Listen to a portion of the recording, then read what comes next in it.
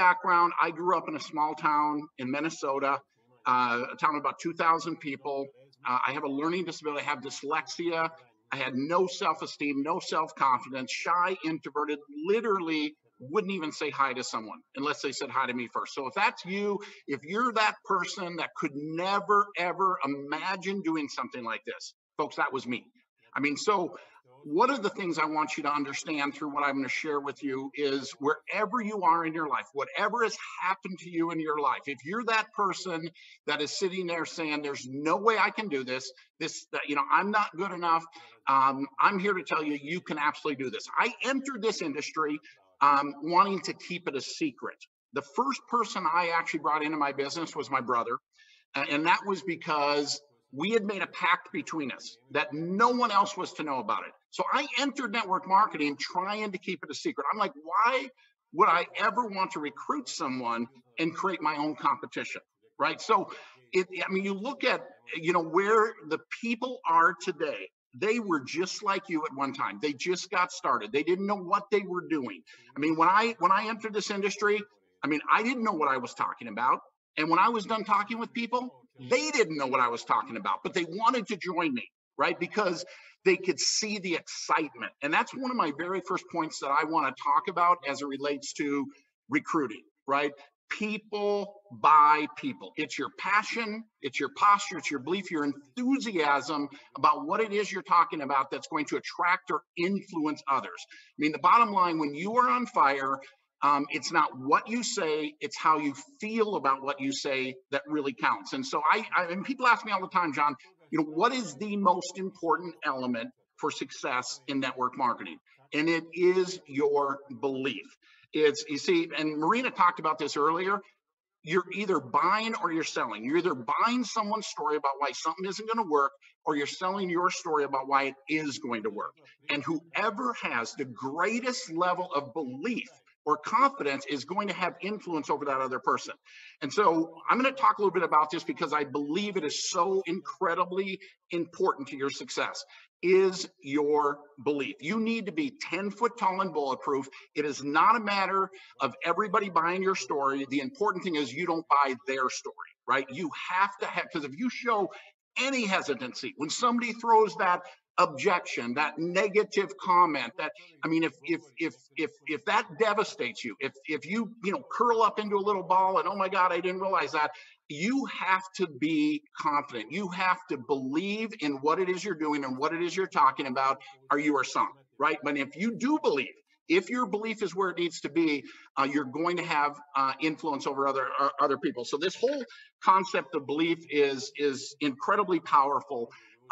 Again, people buy people. One of the other things that I want to talk about is, how do you maintain that belief? Because we all have challenges, we all have hurdles, we all have life going on.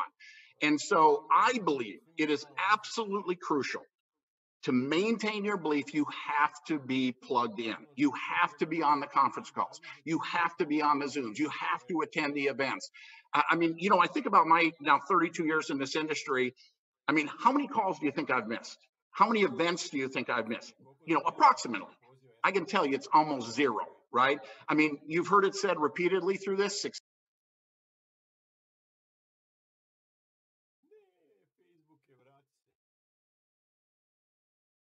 be successful. Your belief has to be,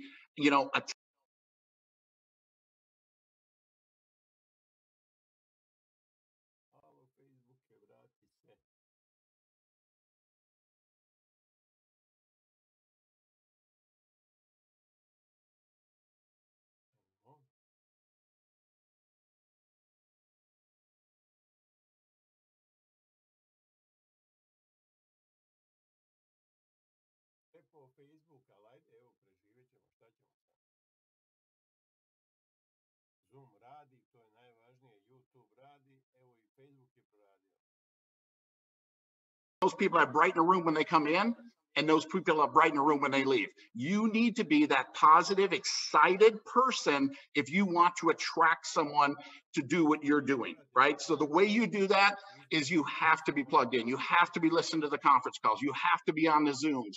You have to do personal development. There's no question in my mind, my mindset, what I've learned from personal development through being plugged in is 100%. I wouldn't be here today if I wouldn't have done that. You have to do it. You have to do it consistently, right?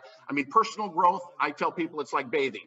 I mean, if you don't do it every day, you're going to start smelling and people aren't going to want to be around you. Your attitude, your mindset is not going to be where it needs to be. I mean, I sometimes go to bed listening to Jim Rohn, right? I fall asleep. If I've had a bad day, if I've had a rough day, if I can sense my attitude or my mindset is slipping, you have to be conscious of that. You have to catch it, because you are not going to attract people. You are not going to be able to recruit people if your belief is not where it needs to be. So that's the number one point I want to make, is your belief has to be in place.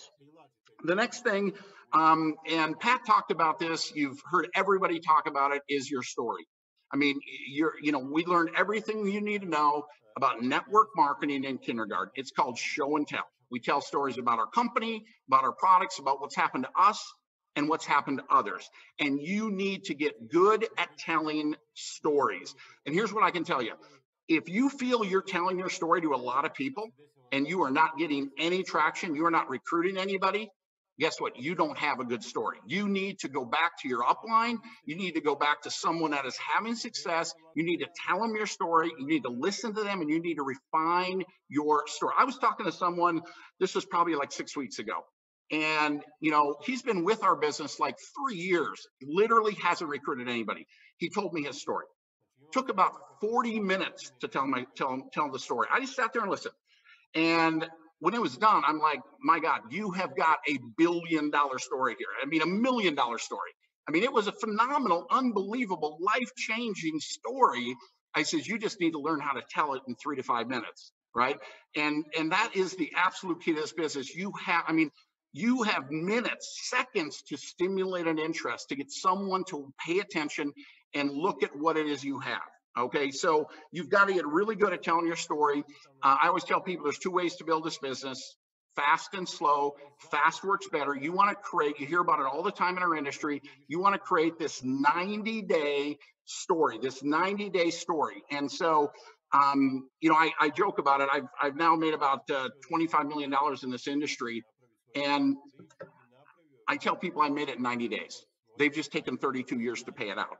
I developed the 90-day story, and I tell it over and over and over and over again. You have to develop a compelling, exciting story that is going to attract others, okay? And if you don't have that, you need to do that. And so if you've been around for a while and you're thinking, well, I've already been in 90 days, I've been in 6 months, I've been in 2 years, here's what you can do. You can say, you know what? On November 17th, I got it. And let me tell you what's happened in the last 90 days. You can say, I was involved in this industry for 3 years. I didn't know what I was doing. I didn't know what I was talking about.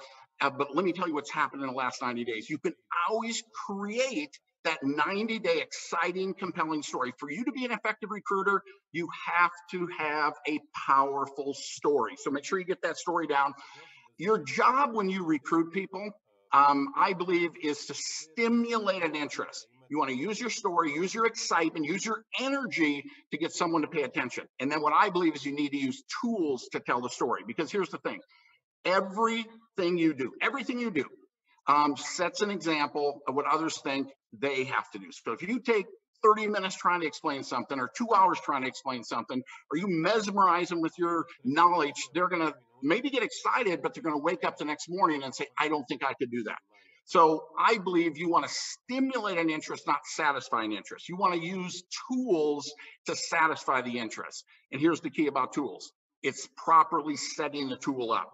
See, if you tell too much about the tool, if you tell too much about what you're doing, they don't think they need to review the tool. Look at the link. You want to stimulate the interest, get them excited to review the tool. And when I get a little pushback, one of the lines I love is I say, you know what? You are way too sharp, and this is going to be way too big for you not to take a few minutes and understand what's going on here. When you get a little pushback, I'm not interested. I love this line. It almost always moves it forward. You are way too smart. This is going to be way too big for you not to take a look at what is going on here. Okay, so that's another great line just to move it forward. Now, the next thing that I think is crucial in recruiting and building a business is you have to follow up, and you have to follow up on that timely basis. I mean, I'm probably one of the most fundamental people there are. You've got to follow up on a timely basis. I believe when you follow up, I learned the business with three-way phone calls. It's one of the oldest tools in the book. It's still effective. The three-way phone call. You learn every time you get on a three-way phone call with your upline and a prospect. The information goes through your ears and your prospect's ears. Your upline's helping you bring someone in. Information is going through your ears, so you're building your belief. You're learning while you're helping that new person get started. So the three-way phone call, incredibly important. The other thing I've learned on a follow-up is you need to be prepared to overcome objections. The last thing you want to do is argue with someone. I don't have any money. I don't believe in network marketing. And you start challenging or arguing them. And this was mentioned, I think, in the first day, feel, felt, found. Folks, it is three magical words. If you use them and use them effectively, it will constantly move the process ahead. I don't have any money. I know how you feel. I don't have any time. I know how you feel. I don't believe in network marketing. I know how you feel. What you're doing, rather than arguing, getting their defenses up, is you're breaking their defenses down.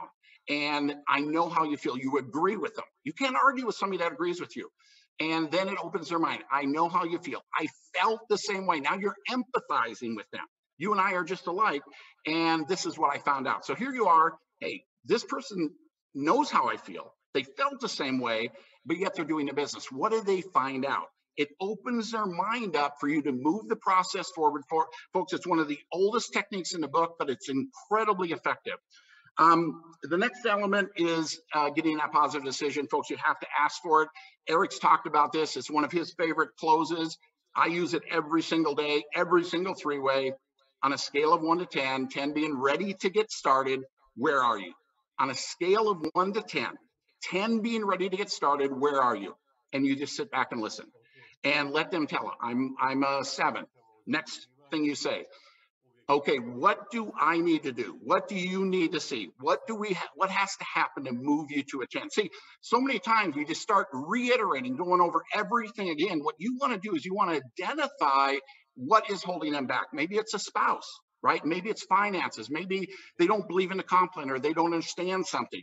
So by taking that next question, on a scale of 1 to 10, 10 being ready to get started, where are you?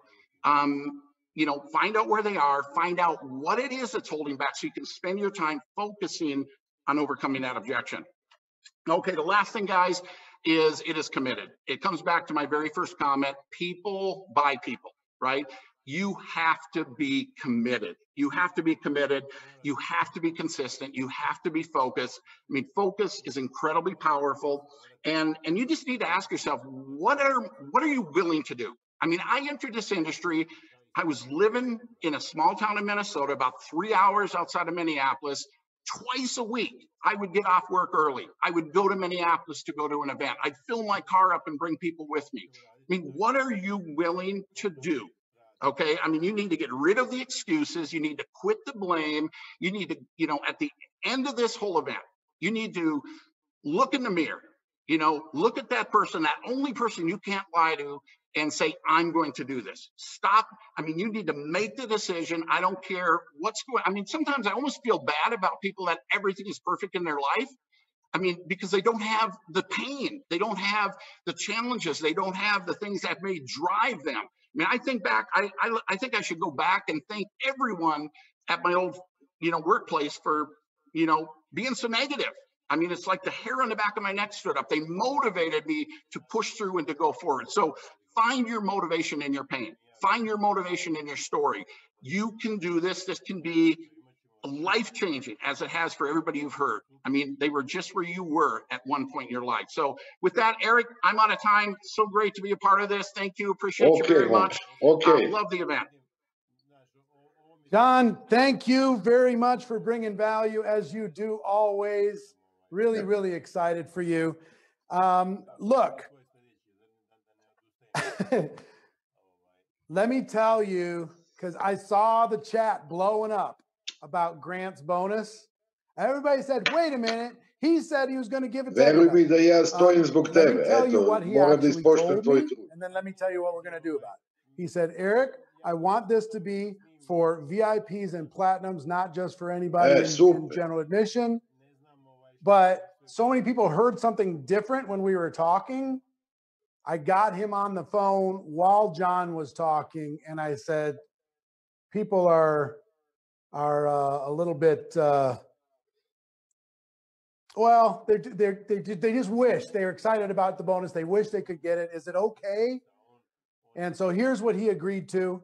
We're going to give it to every single person who gets any ticket between now, from all the way in the past up until midnight tonight. And then starting at midnight, it's for VIPs and above only. Okay. But up until midnight tonight, if you get your ticket today, even if a general admission ticket, you're going to get this $2,500 bonus. Okay. But you got to get it today. You have to get it today. Tomorrow, it's just for VIPs and platinums. And he agreed that that's cool to be able to do, which is very gracious of him. Thank you, Grant. If you're still watching, I really appreciate you very, very much. Let me tell you about the Break 2 winners. We did do a drawing. Samantha Mansell, Wilbert Lewis, Ben Maiolo, Deborah Zecca, Becky Triplett, Lindsay DeGraff, and Monique Plant. Congratulations to all of you. You're going to be in the drawing. We'll let you know what you won. But one more time, I will tell you, this money and finance course, check it out, the money and finance course. This, not just for platinums and above, not just for VIPs and above, it's for every single person who gets any ticket, so long as you do it by the end of the day. Koliko si dugo ti, Dragane? Today. Enjoy that on with the compliments of Mr. Grant Cardone. Okay. So now just give me like 4 seconds, and I've got to get Mr. John Maxwell on the line. So give me just 4 seconds.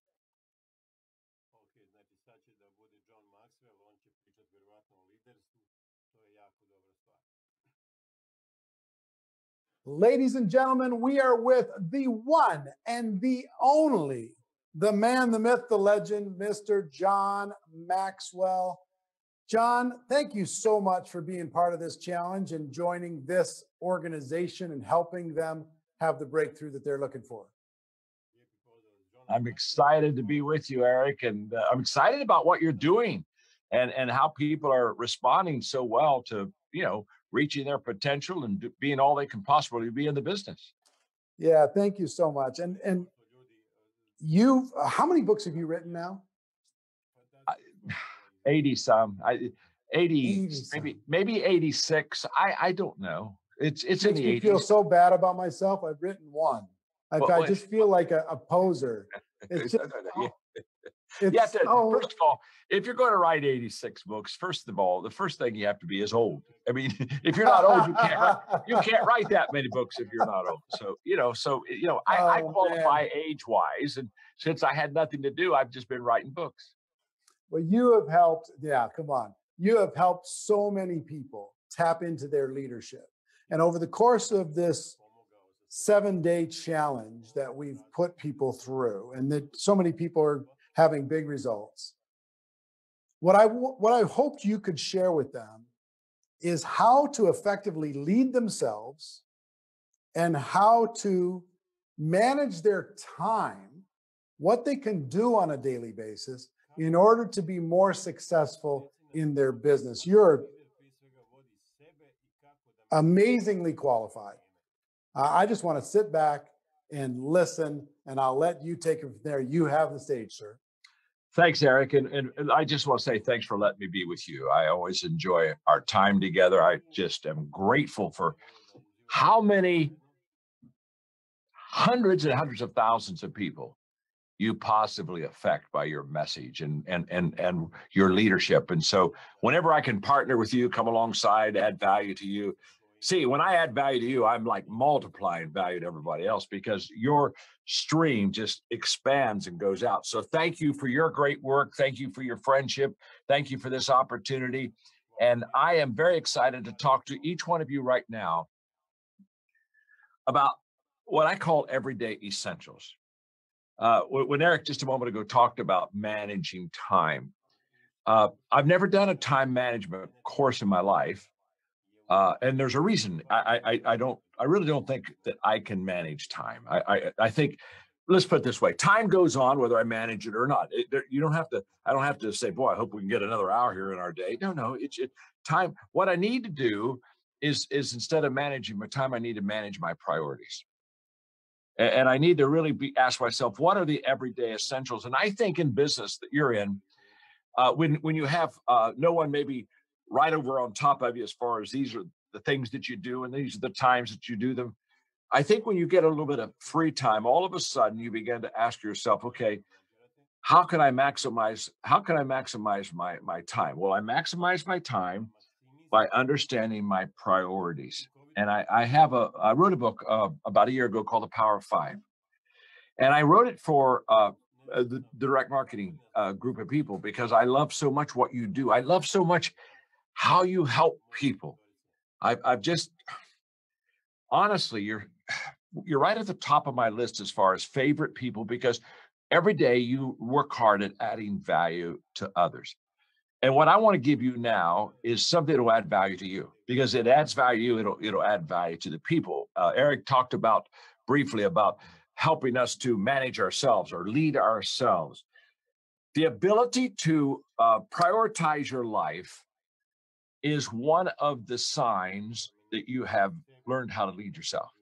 Now, let me just just real quickly and say to you that when people ask me what my greatest challenge in leadership is, I always tell them, like, my greatest challenge in leadership is leading me.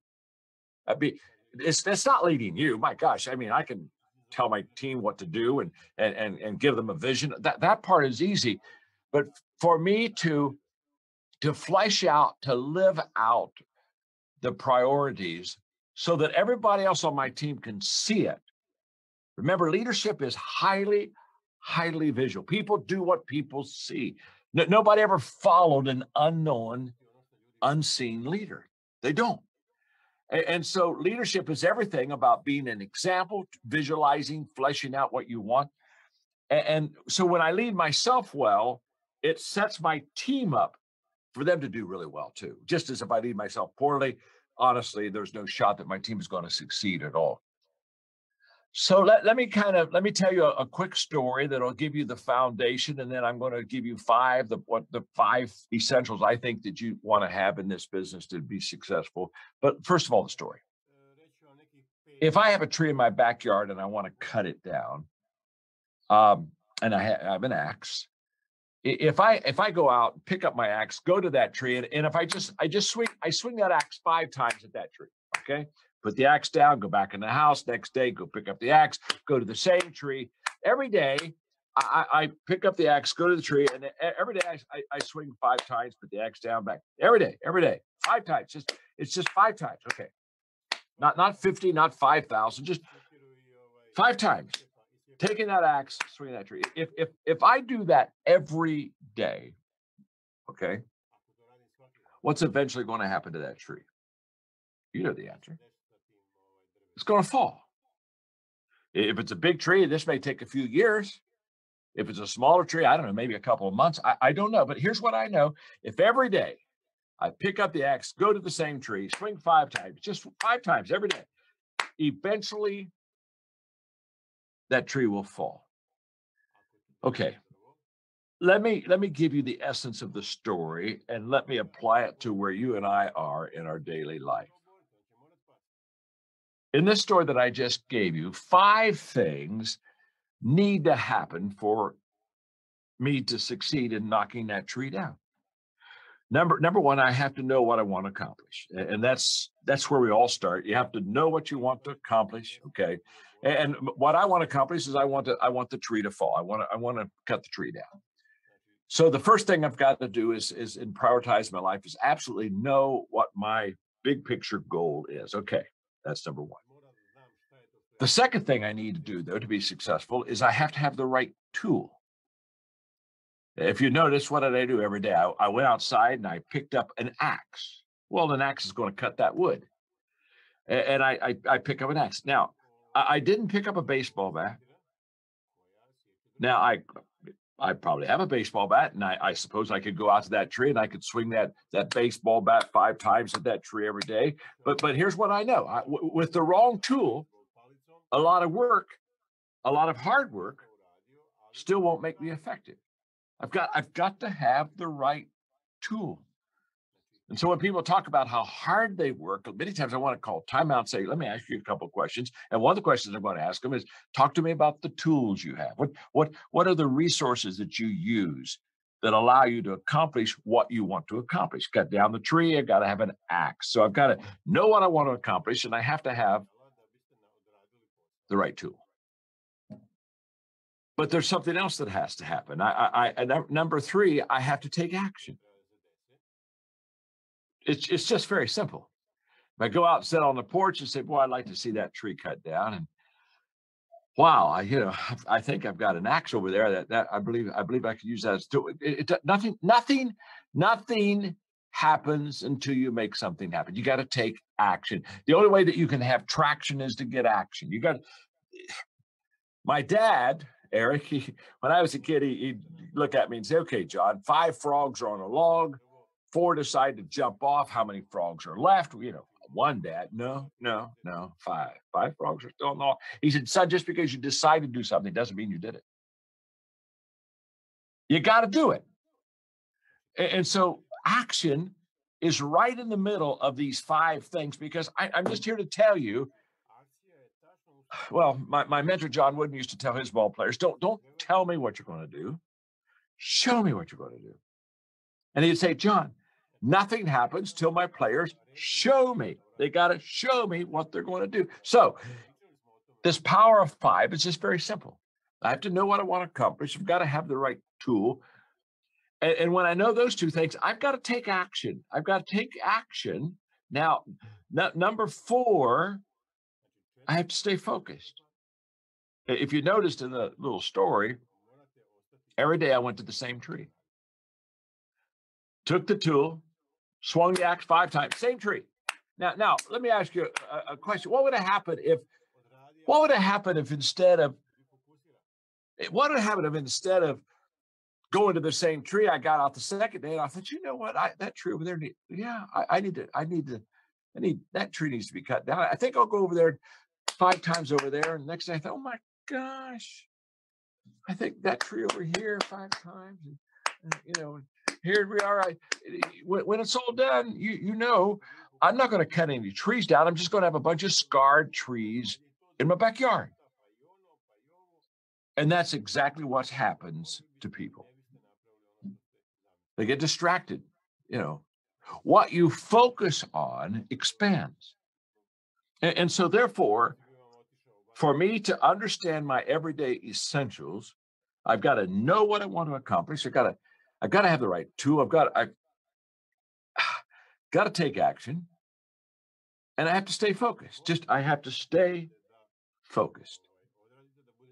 Now there's one other thing, and then you've got the story, and now I can build off of the story and help you really lead yourself well and get your everyday essentials down really pat. The last thing, and this one's so missed. Oh gosh, number 5, you have to be consistent. There was a word I used a dozen times in the story. Every day. Every day. Every day I go out in my backyard. And every day I pick up my axe. And every day I take action. I swing 5 times. Every day I stay focused on the same. Every day. Every day. Every day. Every day. Every day. Now I'm 73. And you're just going to have to trust me on this. Consistency compounds. It just does. And I know in our, get rich culture quickly, and I got to have it now. I understand this goes completely against the culture and everything else that we basically have probably been involved in our daily routines. But I just want you to know that consistency compounds, and you just, there's an incredible return if you stay with something that really works. The 5 things that I'm going to give you in a moment, if you just stay with them. And the challenge, obviously, with to go get a consistency award, and you can't get that the first week. I mean, at the end of the first week, somebody doesn't say, "Wow, here we got a consistency." No, it doesn't show up the first week, first month, first year, first 5 years. You see that here's the thing you just don't want to miss about consistency. All the compounding is on the back end. All the compounding, not some of it. All the compounding. So on the back end, Eric, I had an interesting conversation with Tyler Perry, and he was talking to me about his business, of course, which is entertainment. And he was saying, John, when I started off, I wanted to be a director, so I needed to have a studio. So I built a studio. Of course, he was fabulous and did well, so he outgrew that studio. So he built a second studio and outgrew it. And he said, then I said, okay, my gosh, I don't want to do this again. So he said, I built the biggest studio I could even think of. I mean, studios, complexes, place to make movies, the whole deal. He said, well, man, thank God I got that behind my back. He said, John, we outgrew it. And he said, honestly, I wanted to stop right there. I said, I don't want to do another studio. This is, how many of these do I have to build? And he said, for 3 years, I just kind of pushed it. No, don't want to do it. In fact, he said, one day I came to the realization that I could not grow to the next level until I had the facilities I need. So he said, I started all again. And so we had this interesting conversation. In fact, we were back in the green room before we were going to get ready to go out on a program. And then when he finished it, I said, Tyler, I said, let me just see if this makes sense to you. And here's what I don't want you to miss. When you can afford to quit, you can't afford to quit. When you're on the back end of the compounding, I mean, people say, I'm 73. They say, John, why don't you retire? Well, I don't want to retire. I love what I do. I love what I'm doing with you today, Eric. I love sharing. I love helping people. I love adding value to people. But when people come to me, they say, well, John, why don't you quit? Well, I don't want to quit. Now here's what's huge. If I quit now, my return every day is compounding huge now in my life. I mean, when you have 83 books, you don't need to worry about royalties. I mean, I don't have to, I mean, it's just the old meters clicking all the time. And I'm a dream come true for any publisher because I don't even have to market my stuff. It just keeps growing and keeps on. So here's the point. When I quit now, whatever I don't do tomorrow, well, it's going to have a huge gain for me because of the compounding of consistency. In fact, I'm telling people, if you're going to quit, if you're going to get in the business and you're going to quit, why don't you quit the first week? Just quit the first week. You don't have anything. Hey, you're not going to get any return on it. I mean, just quit. Just quit and walk away. And somebody said, you lose anything? No, didn't lose anything. Why didn't lose anything? Hadn't put anything in it yet. Hadn't given it enough time. So if you're going to quit quick, quit early. You know what I mean? And then you never lost a whole bunch. But here's what I do know. If you stay with it, in the beginning, it works like this. In the beginning, I'm not as bad as people think I am. I'm out there trying and I'm not doing really well. And I'm having more misses than hits, that's for sure. In the beginning, I mean, I tell people all the time, you're never good the first time. So get it over with. Get over it. Because you just got to. So in the beginning, I'm not as bad as people are, but can I tell you, at 73, Eric, today, I'm not as good as people think I am. I mean, I'm just clipping coupons. Everybody's going around getting amazed and just saying, dear God, John, look at all the things you're getting accomplished in your 7 companies and your enterprise and the whole. Can I tell you something? I'm on the back end of the compounding now. And that's what I want you to understand. That those 5 things, if I know what I want to accomplish, have the right tool, take action, stay focused, and be consistent. If I can do those 5 things, now I'm ready to talk to you about leading yourself. Now I'm ready to say, okay, now what does that mean? What that means is there are 5 areas. And I call them the Power 5 because, again, there's a huge power return to in it. And there are 5 things that if you do that in this business, I will promise you, you will excel. So let me give them to you quickly. Number 1 is personal growth, personal development. It all begins with the fact that I am willing to invest in me. And by the way, no one should invest in you until you first invest in you. I have people all the time saying, John, would you sponsor me? No. Sponsor yourself. Now, let me tell you something. The moment that I see you're serious and you're able to put money into the game and you're able to put some skin in the game, I'll come right alongside of you. But I have no interest at all, no interest in getting you started. You got to bet on yourself. And this whole process of personal growth is the greatest investment that you will ever make in your life. One of the things I love about direct marketing organizations is their emphasis on personal growth and development. You know what? Everywhere I travel the world, whether the people are in that business or out of that business, when I see somebody that's in personal growth, I can promise you 90% of the time they'll say, I got started in a direct marketing company. And they got me reading the right books and they began to get me the right resources and the digital products. And all of a sudden I took off. And so what I'm saying to you is, okay, here's what you got to understand. The only way you can grow your organization is to grow yourself. You cannot give what you do not have. And it's never happened in the history of mankind where somebody grew a business bigger than them. You know that. When I teach the laws of leadership, it's the law of the lid. And whatever my lid is, that's going to be the potential of my growth. Well, the only way that I can move that lid up is to continually, consistently, intentionally develop and grow. So I'm saying to you, very simple. Every day you've got to invest in yourself. My father just passed away on July 4th of this year. He was 98. In fact, next week he would have been 99. And he was an amazing, amazing man. And literally up until 95, every day, he worked full time up through 95. But he was constantly learning, constantly growing, constantly. We'd get together and say, now, John, here's what, and he was just like a new kid. He was just like a kid. Now what I'm just saying to you, every one of you, is that whatever your limitation is, that'll become the limitation of your people. Wherever you stop, that's where the people stop. So they need an example. Talk about leaders. They need an example. They need a model of personal growth and personal development. That's one. So lead yourself by intentionally, personally growing every day. I'm 73. I'm growing more than I ever have personally. I thrive on growth and development of myself. I love the learning, and I still am curious about how can I improve myself and how can I get better. I'm still asking questions. Okay.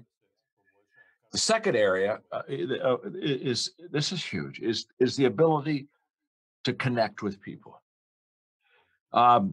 You are in the major people business, and your people skills are going to determine how successful you are. And just because of sake of time, I mean, my gosh, you and I could, Eric, go for a day on this. But on connecting with people, don't miss this one. So let me just simplify it. Okay, my name's John. I'm your friend. I try to make it easy. Try to simplify. It's because I need it for myself. I'm not very smart. Okay, here's how this works. Don't miss this. You and I are either a plus in people's lives, or we're a minus in people's lives. It's just that simple. Every day, I'm either adding value to people, or, to be honest with you, I'm kind of taking value from people. I'm either a giver or a receiver. And people with great people skills, when people say, well, what kind of personality I need to have and what kind of set of relational skills, I started saying, let me explain something right now. Very simple. Every day, intentionally add value to people every day. If you will just do that, your people skills will go through the top. Trust me, because people migrate to people that add value to them. I do, you do, we all do. And when somebody's going to be a plus in my life, Wow, I'm looking forward. In fact, okay, it's just this simple. I knew I was going to be with you today, Eric, and since I knew I was going to be with you today, I've been so excited because you're a plus. You're a plus. You're a plus in my life. You're a plus in hundreds and hundreds and hundreds of thousands of people's lives. You're a plus, and everybody knows that. Everybody knows that if they get to Eric, you're going to add value to their life. That's a fact. That's, you know, and so what do? We migrate to you. There's a reason why you have so many people migrate to you. There's a reason why so many people listen to you and you influence. There's a reason that you're a plus. And the day that you're not a plus and the day that I'm not a plus, you know, when I start living for myself and not for others and wanting people to add value to me instead of me first initially adding value to them, let me tell you something, my crowd will shrink until I'll be with myself.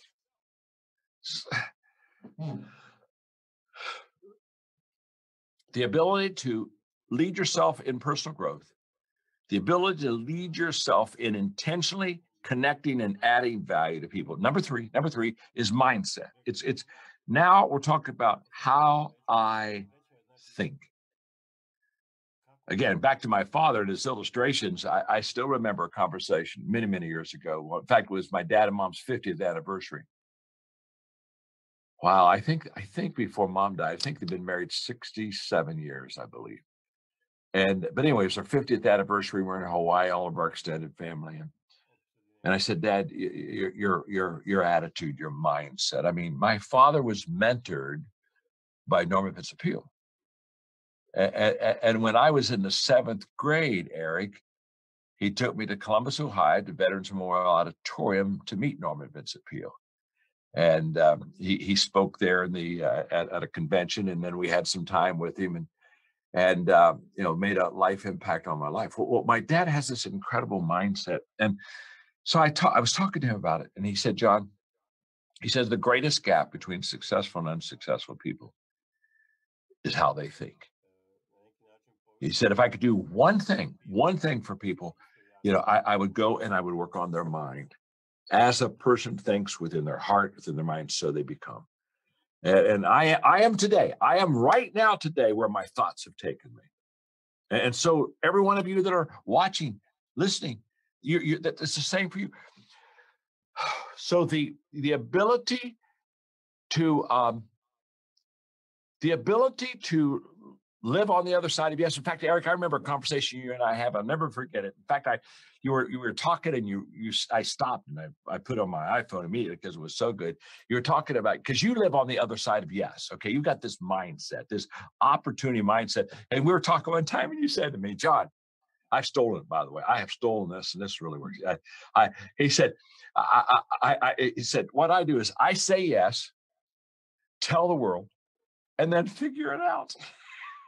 And I mean, I'm going, yeah, say yes, you know, tell the world, this is where I'm going, this is what I'm going to do. And then I got to say, oh my gosh, now, how am I going to make this happen? Well, I tell people all the time, you've got to live on the other side of yes, because that's where all the possibilities are. And again, and this is huge. During COVID-19, 5 years from now, the question I would want to ask people more than the other question is, what did you do in COVID-19 to improve your life and improve the life of others? And I will promise you, the great divider right now are the people that have just basically become victims of this situation that we're in and said, oh my gosh, and I think I need to watch Netflix, and you know, where are the potato chips, and oh my gosh, and the people who say, okay, this isn't what I like, this isn't what I expected, but I got to figure it out now. I will promise you, these days make us or break us, and it's our spirit, our mindset, our attitude that does it. COVID-19 doesn't make you or break you. I cannot control what happens to me, but I can control what happens within me. And it's the mindset. So when we're thinking about the power of 5, okay, you know, my growth matters, my ability to connect people matters, my mindset matters, and of course, number 4, I mean, you know I'm going to say this, leading matters. Leading matters. And by the way, every one of you that are with me, you're leaders. And this is what I try to help people understand. If you influence people, you lead people, because that's what leadership is. It's influence. It's nothing more and it's nothing less. And so your goal in life is to increase your influence with people. Now, you cannot lead people further than you're willing to go yourself. And so the question is, can I, which is my ability, and will I, which is my attitude, how much will I commit myself to development and personal growth? There's a reason I teach leadership. I started almost now 50 years ago. And the reason, that's a long time, isn't it? Gosh. And the reason I started was very simple. I came to the conclusion in my early 20s that everything rises and falls on leadership. I bought into that hook, line, and sinker, that leadership makes a difference. Good leadership tilts the scale positively, bad leadership tilts the scale negatively, but everything rises and falls on leadership.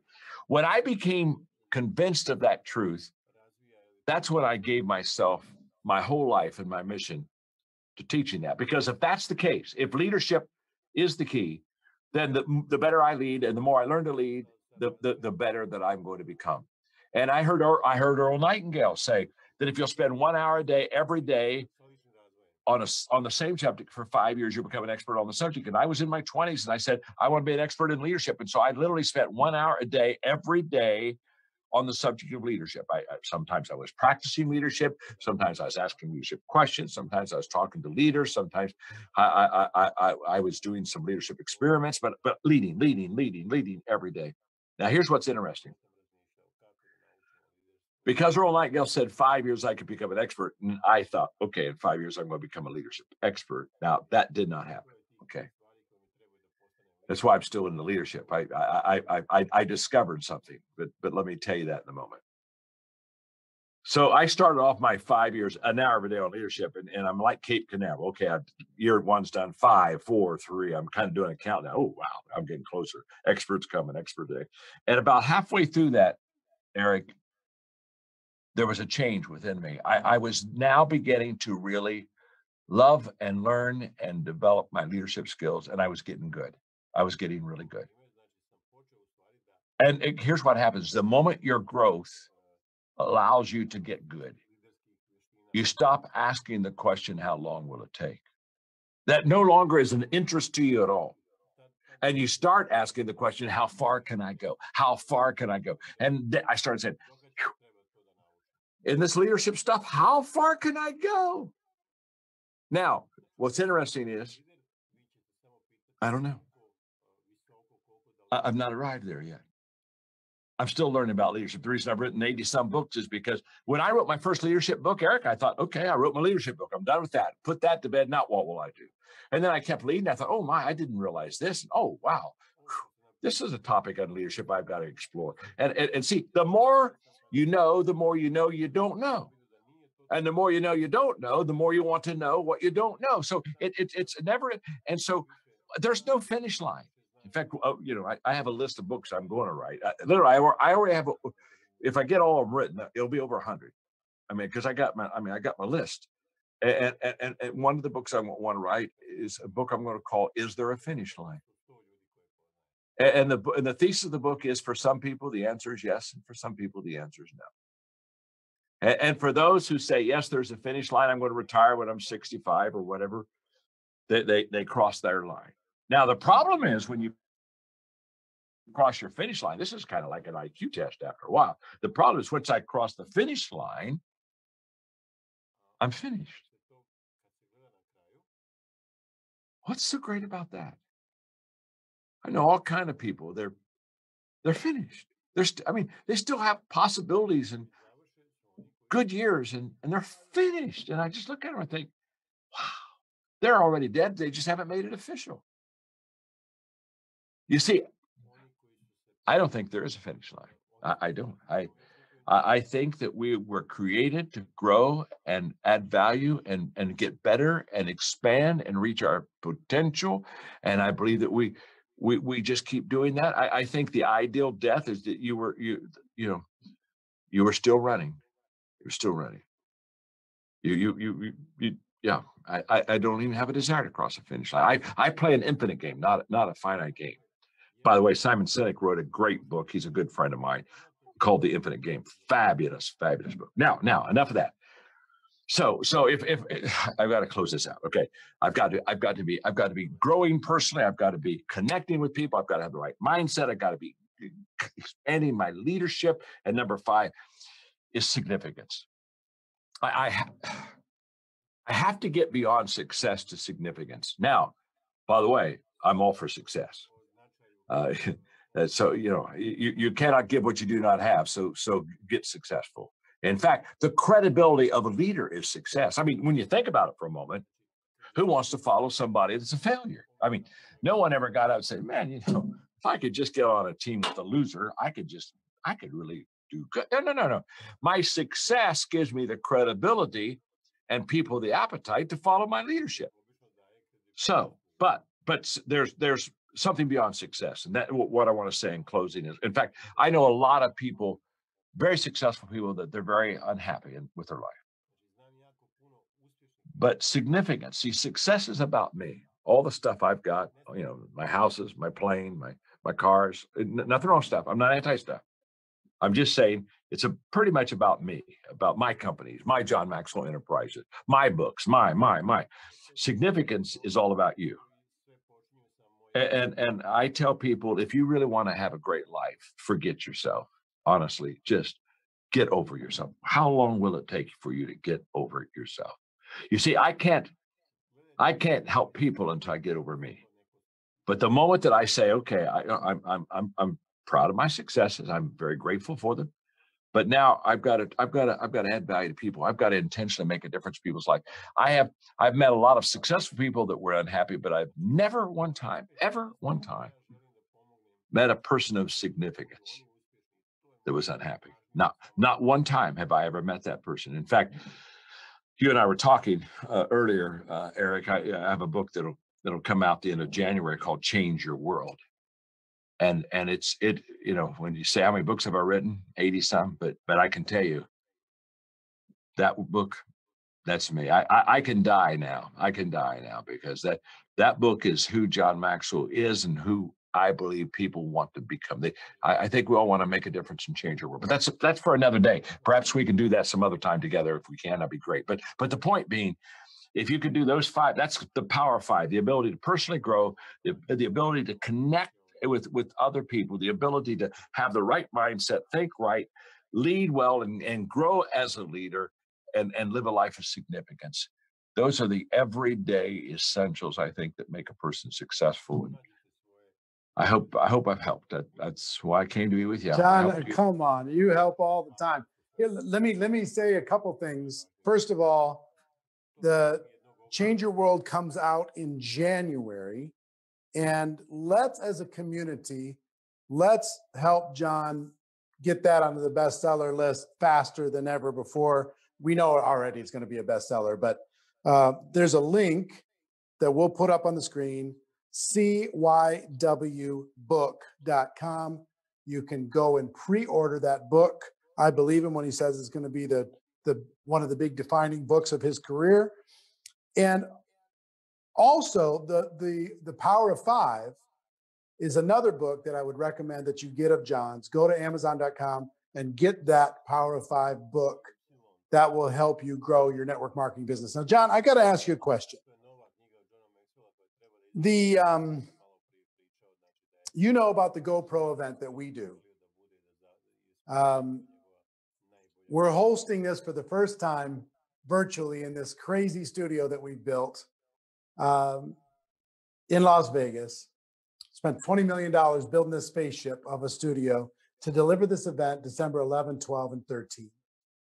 Why should, and you've been really nice to offer this free mentors guide for people who get a ticket, but why should somebody invest in themselves and attend that event? And then tell them about the mentors guide that you're going to give them if they do decide to register. Well, the mentoring guide is a free guide that you're offering them that we have done on how to build your business. And it's just the stuff that your people want to know. How do I How to, I've got a business. How do I build it bigger? How do I start my business? How do I build a business? And we did that for people just to help them do that.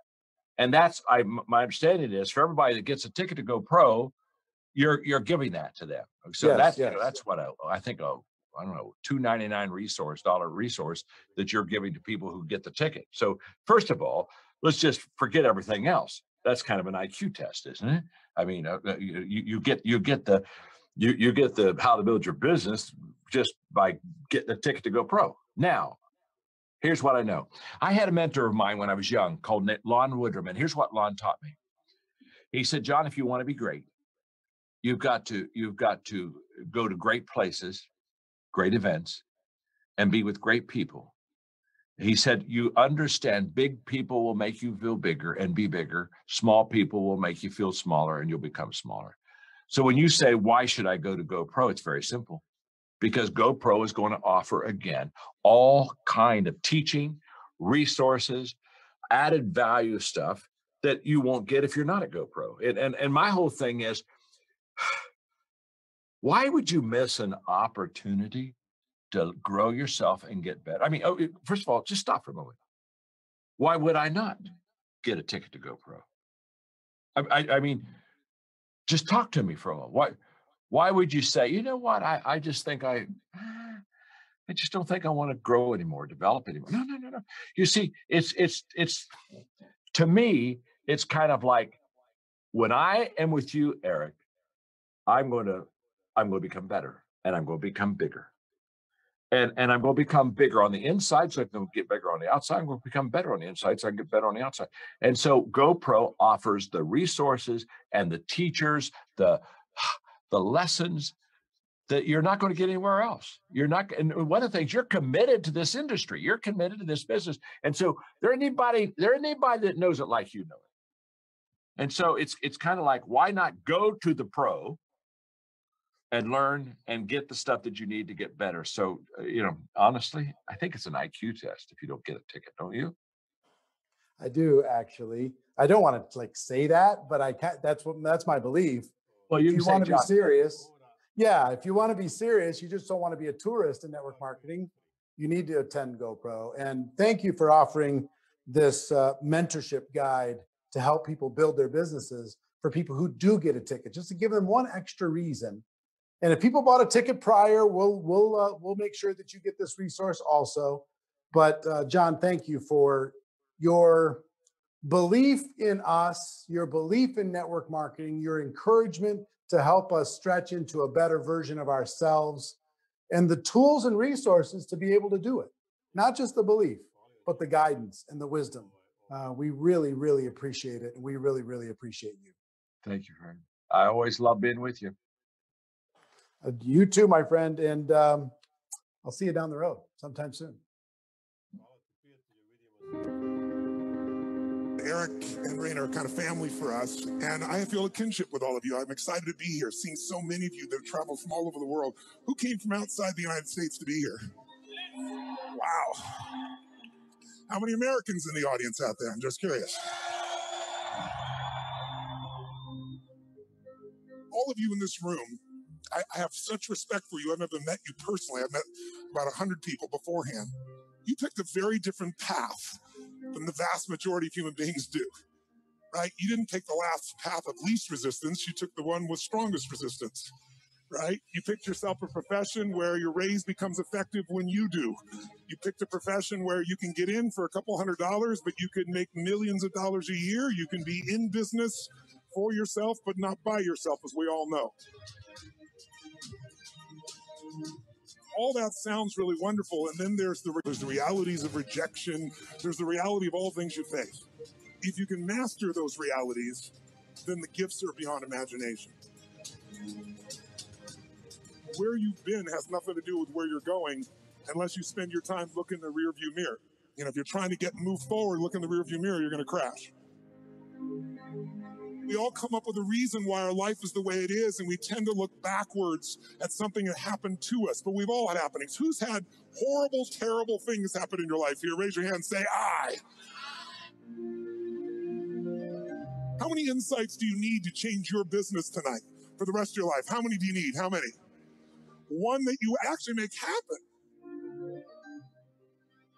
Most powerful thing in life, and the reason I came by today to be with you, is to remind you what you already know. You're more than enough. This business is not complex. It may look complex at times, anything does when you're new at it. What this really comes down to is learning to get absolutely clear on what your goals and presence are, having your daily action items, and then it's really about total presence. Because if you have that presence, people will feel you differently than anyone else they've ever met, and they will remember. And there'll be a time, if you don't get them now, where you're going to get them. They're going to come to you. You're going to see it. It's going to be there. Because it's so rare to have somebody be really there. I want you to be filled today, not some other day.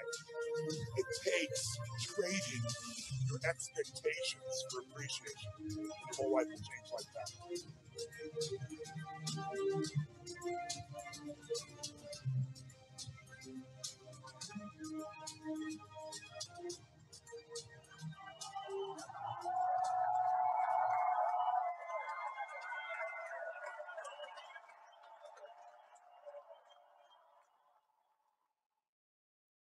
I've got to tell you, GoPro is something pretty special. You could talk about why we are encouraging you so strongly to be a part of it, why we're trying to make it ridiculously hard for you to say no.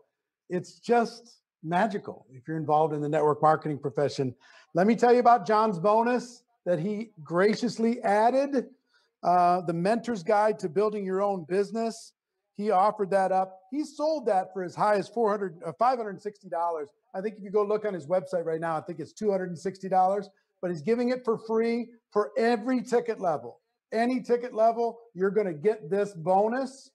So congratulations on getting this bonus on top of everything else. If you take a look at now, all the things we're adding, this is for every ticket level, all right? On top of the other stuff for VIP and Platinum. Throw that slide up. $4,336 worth of stuff just for a $297 ticket. I told you we were going to make it hard. We're going to make it pretty hard for you to say no to this. Over $4,000 worth of stuff for free, just by getting a ticket and changing your life. That's how much everybody believes in you. That's how much everybody wants to see you do well. Listen to me. We told you when we started this, we were going to go for 4 hours plus, and guess what? We're just entering the plus. We've got a lot more, actually. We're going to go for a little while longer. Good news is anybody who gets a GoPro ticket today is going to have lifetime access today or prior to today, lifetime access to today's recording, okay? In addition, the replay of today will be up for 24 hours until 11 a.m. tomorrow, and then it's going to go away. It's going to be gone. So make sure that you share this with everybody in your team. Make sure that they watch this.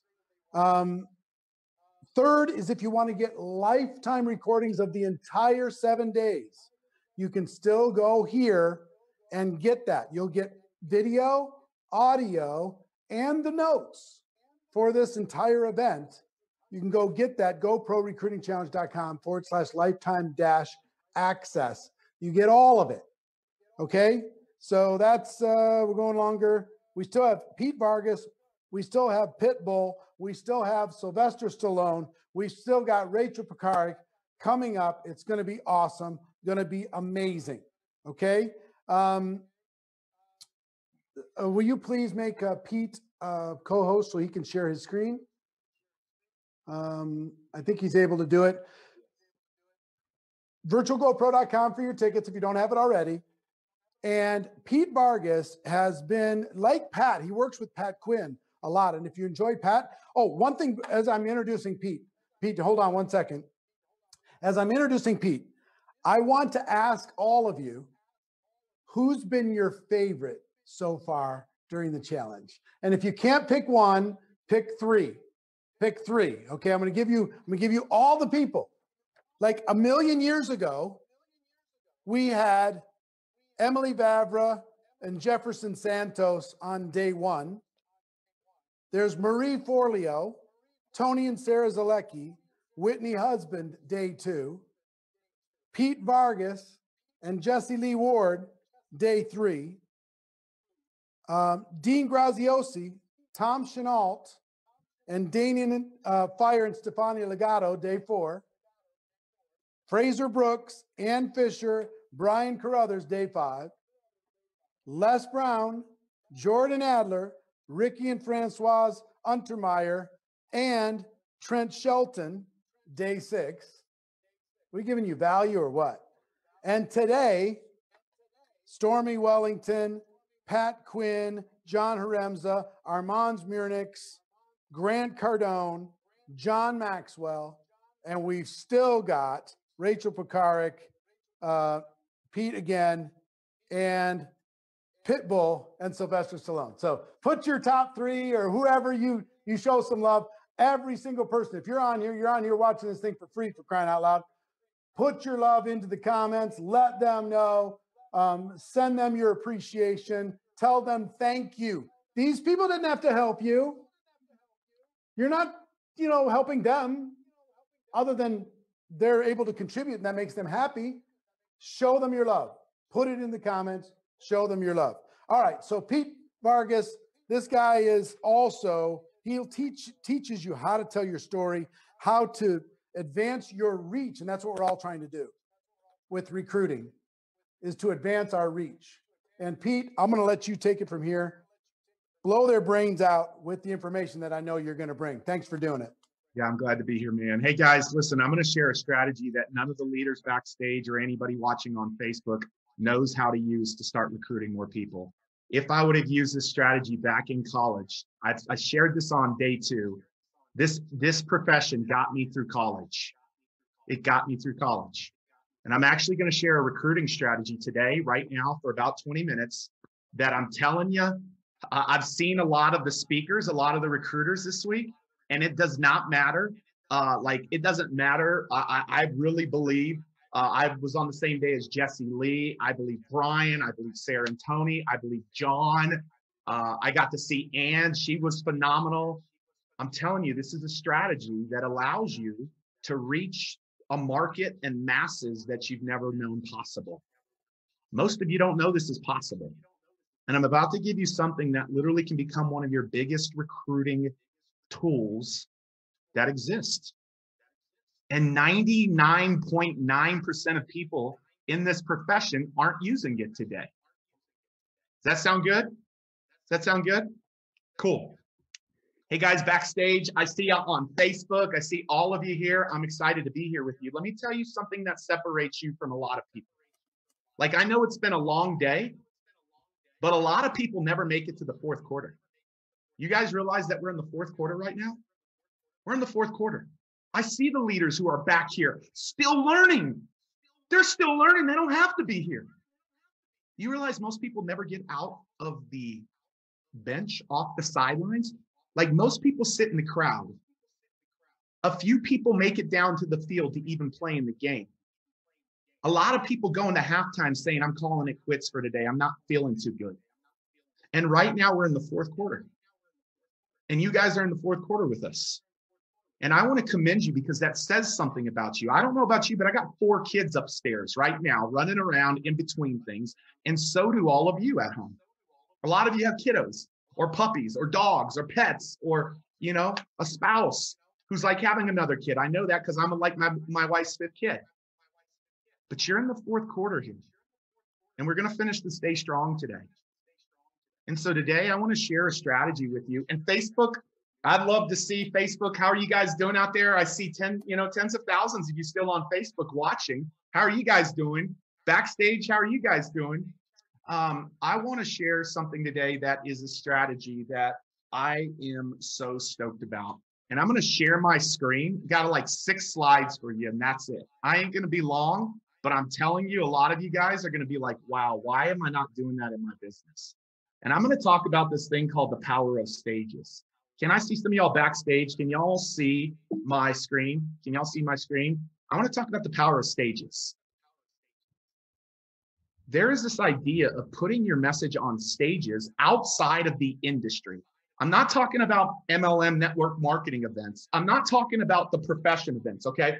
If this is the profession events out here, my hand, The amount of events that exist out here in the entrepreneur space, the female empowerment space, the personal growth space, the so on and so forth. If there are millions of events in the network marketing industry, there are hundreds of millions of events that exist outside of the industry and the profession.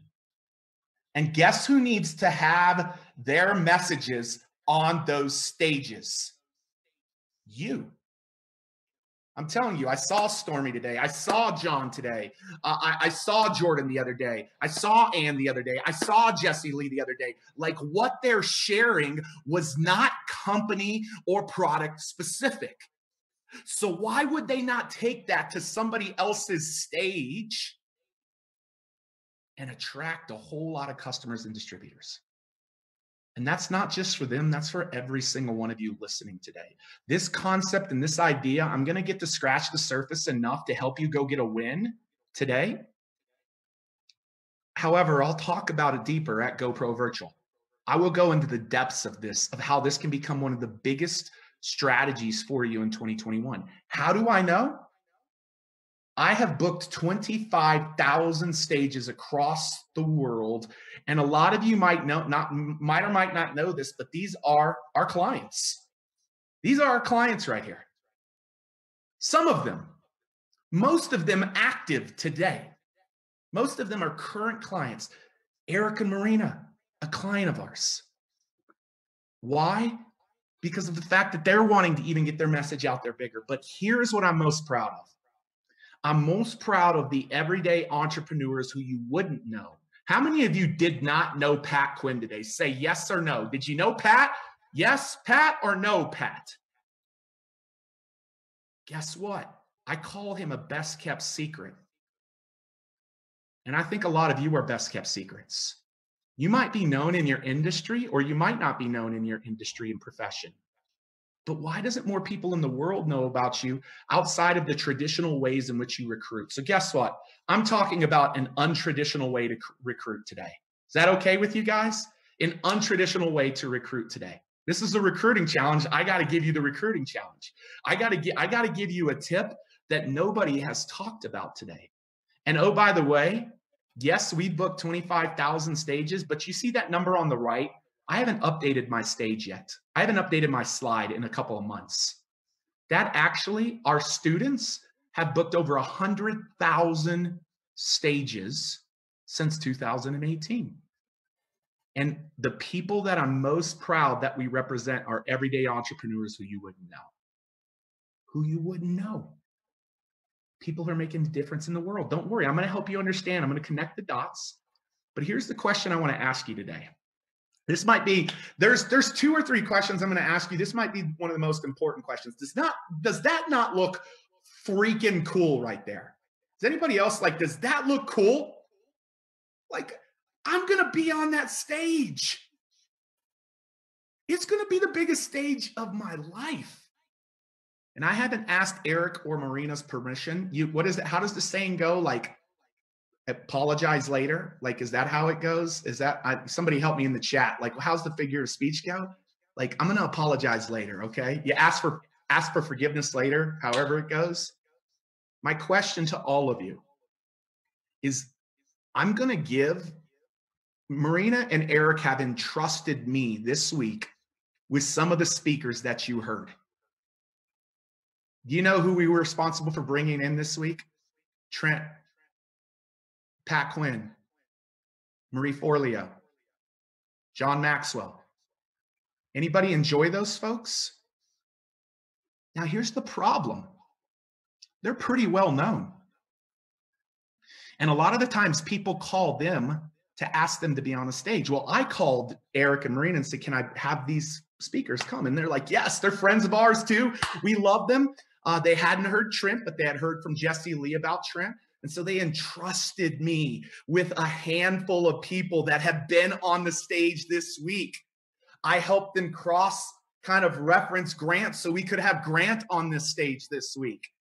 Oh, and Dean Graziosi, if I didn't say Dean Graziosi. Now, I'm responsible for a handful of people being on this stage. Could I just ask you guys a favor? I want to put today on the next break, Can I put a handful of you on this stage? Is that cool? Does anybody want to be on the GoPro stage in December 11th through 13th? Can that be one of the first stages that I put you on? Is that okay?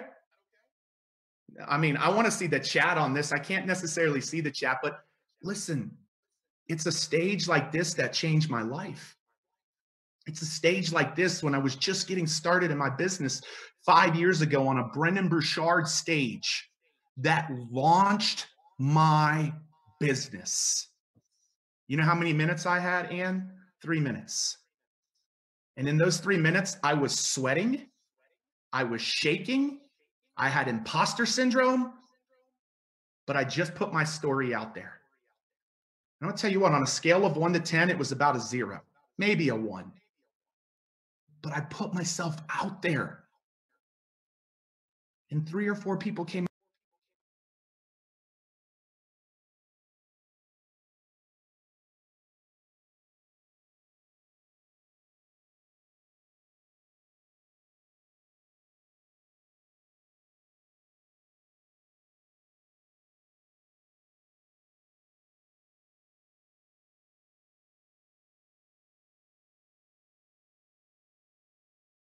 Right now, but what I want to talk to you about is the power of these stages. Now, when you think about stages, you're already thinking misconceptions of what I'm thinking. You're thinking professional speaker, you're thinking make a living that way, you're thinking keynote fees, or you're thinking I'm not a speaker and I'm not asking you to be a speaker. I'm asking you to share the value that you have to offer the world.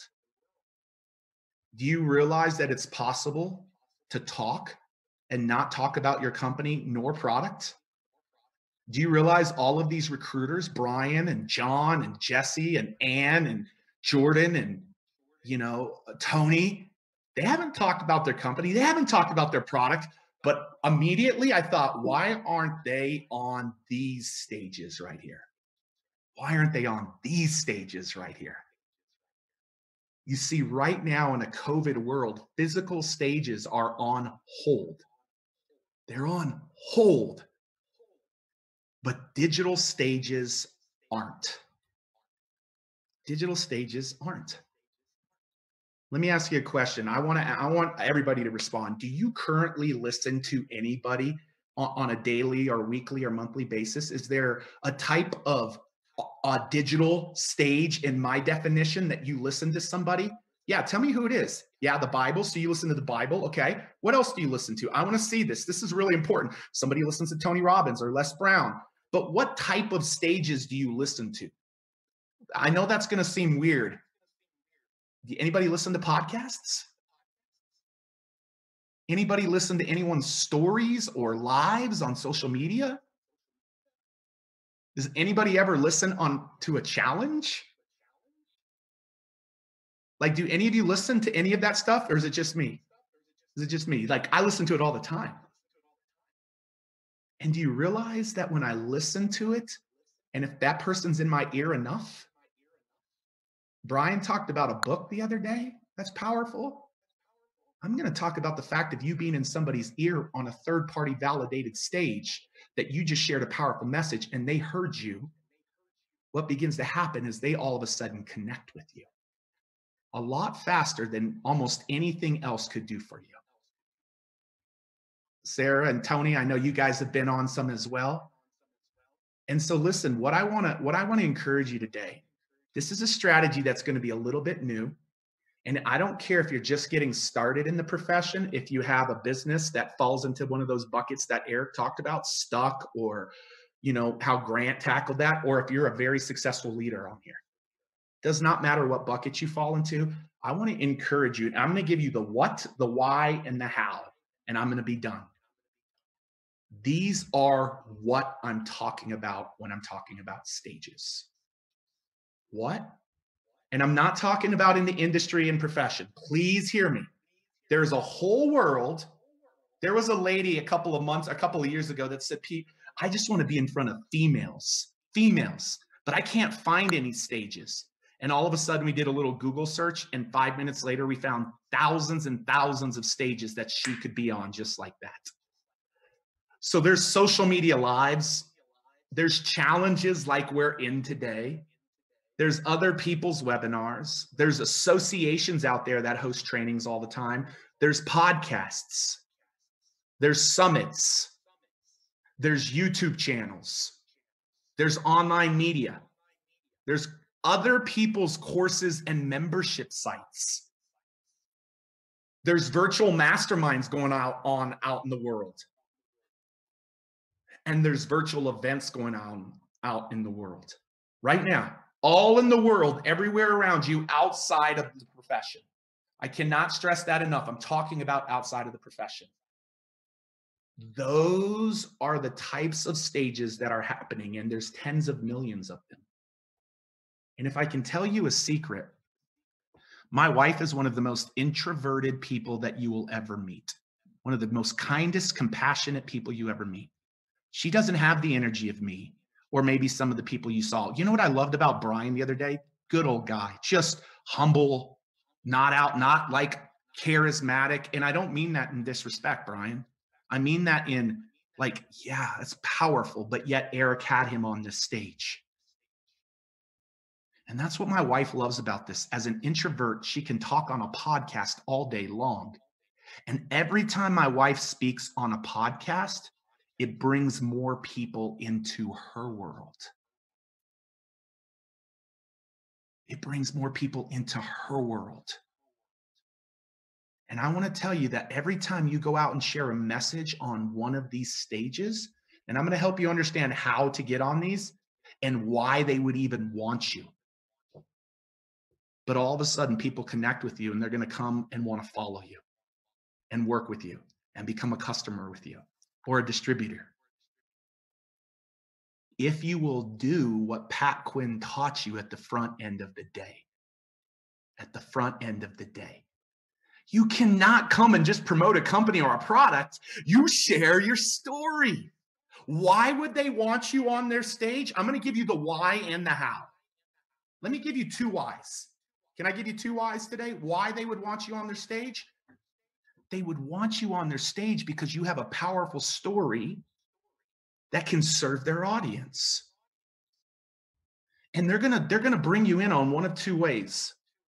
Do you realize one of the most searched things on Google right now? Do you know what one of the most searched things on Google right now is? Anybody out there on the chat want to take a shot at this? How do I start a home-based business? How do I begin to work from home? I could take a lot of variances of it, and reposition it. Do you know what thought leaders and people out in the world are looking for? Someone to come and say, how do I start a home-based business? Or what does it look like to be successful in a home-based business?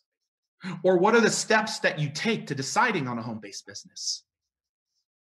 Why aren't you the ones throwing that down? Why aren't you guys the ones throwing that down on these tens of millions of stages? Okay, that's the distributor side. Do you see how that could connect recruits back to you instantly? Do you see that? I'm going to give away one of my stages at the end. I have a stage with 151,000 people. I have a stage that the Tony Robbins and the Eric Worreys and many others have been on. I'm going to give that stage away at the end. I'm going to talk about that at the end. That just occurred to me. So we'll talk about that. But then there's the product side. There's the product side. Let's say you have anything with health and wellness at all. You want to know one of the other things that people are asking and requesting for content providers to provide on their digital stages? How do I stay healthy in the midst of COVID? Or take whatever it is that you do, and they're searching for that type of content. So now you could go talk about that. Would you embed your product? Would you talk about, yeah, a little bit. For those of you that heard Pat Quinn earlier, like I'm telling you, the guy is a machine. A lot of the recruiters who have spoken back here, he has worked with one-on-one. And so there's this opportunity of why they would want you on stages. Let me share this with you. Why do I want you on them? I was on Grant Cardone's stage the past 2 years. And Grant Cardone this last year, he's now hired me back to be on the 3rd year in a row. Grant said this. He got in front of his audience. You know, Grant's fun. And Grant said, hey, how much did your ticket cost to come to his event? And people were like, 500 or 10,000. I'm like, 10,000. Whoa, 20,000. I'm like, wow. I'm just listening in the background. I'm like, where's he going with this? And then Grant said this, how much do you think it cost me for my ticket? And he said, $8 million. And you could hear the audience just kind of, oh, that's what I paid to put this event on. And I'm thinking, that's the hard cost. He's not talking about his team, his time, the resources. That's the hard cost. And I had this epiphany. You saw the title of what I call this, Other People's Stages.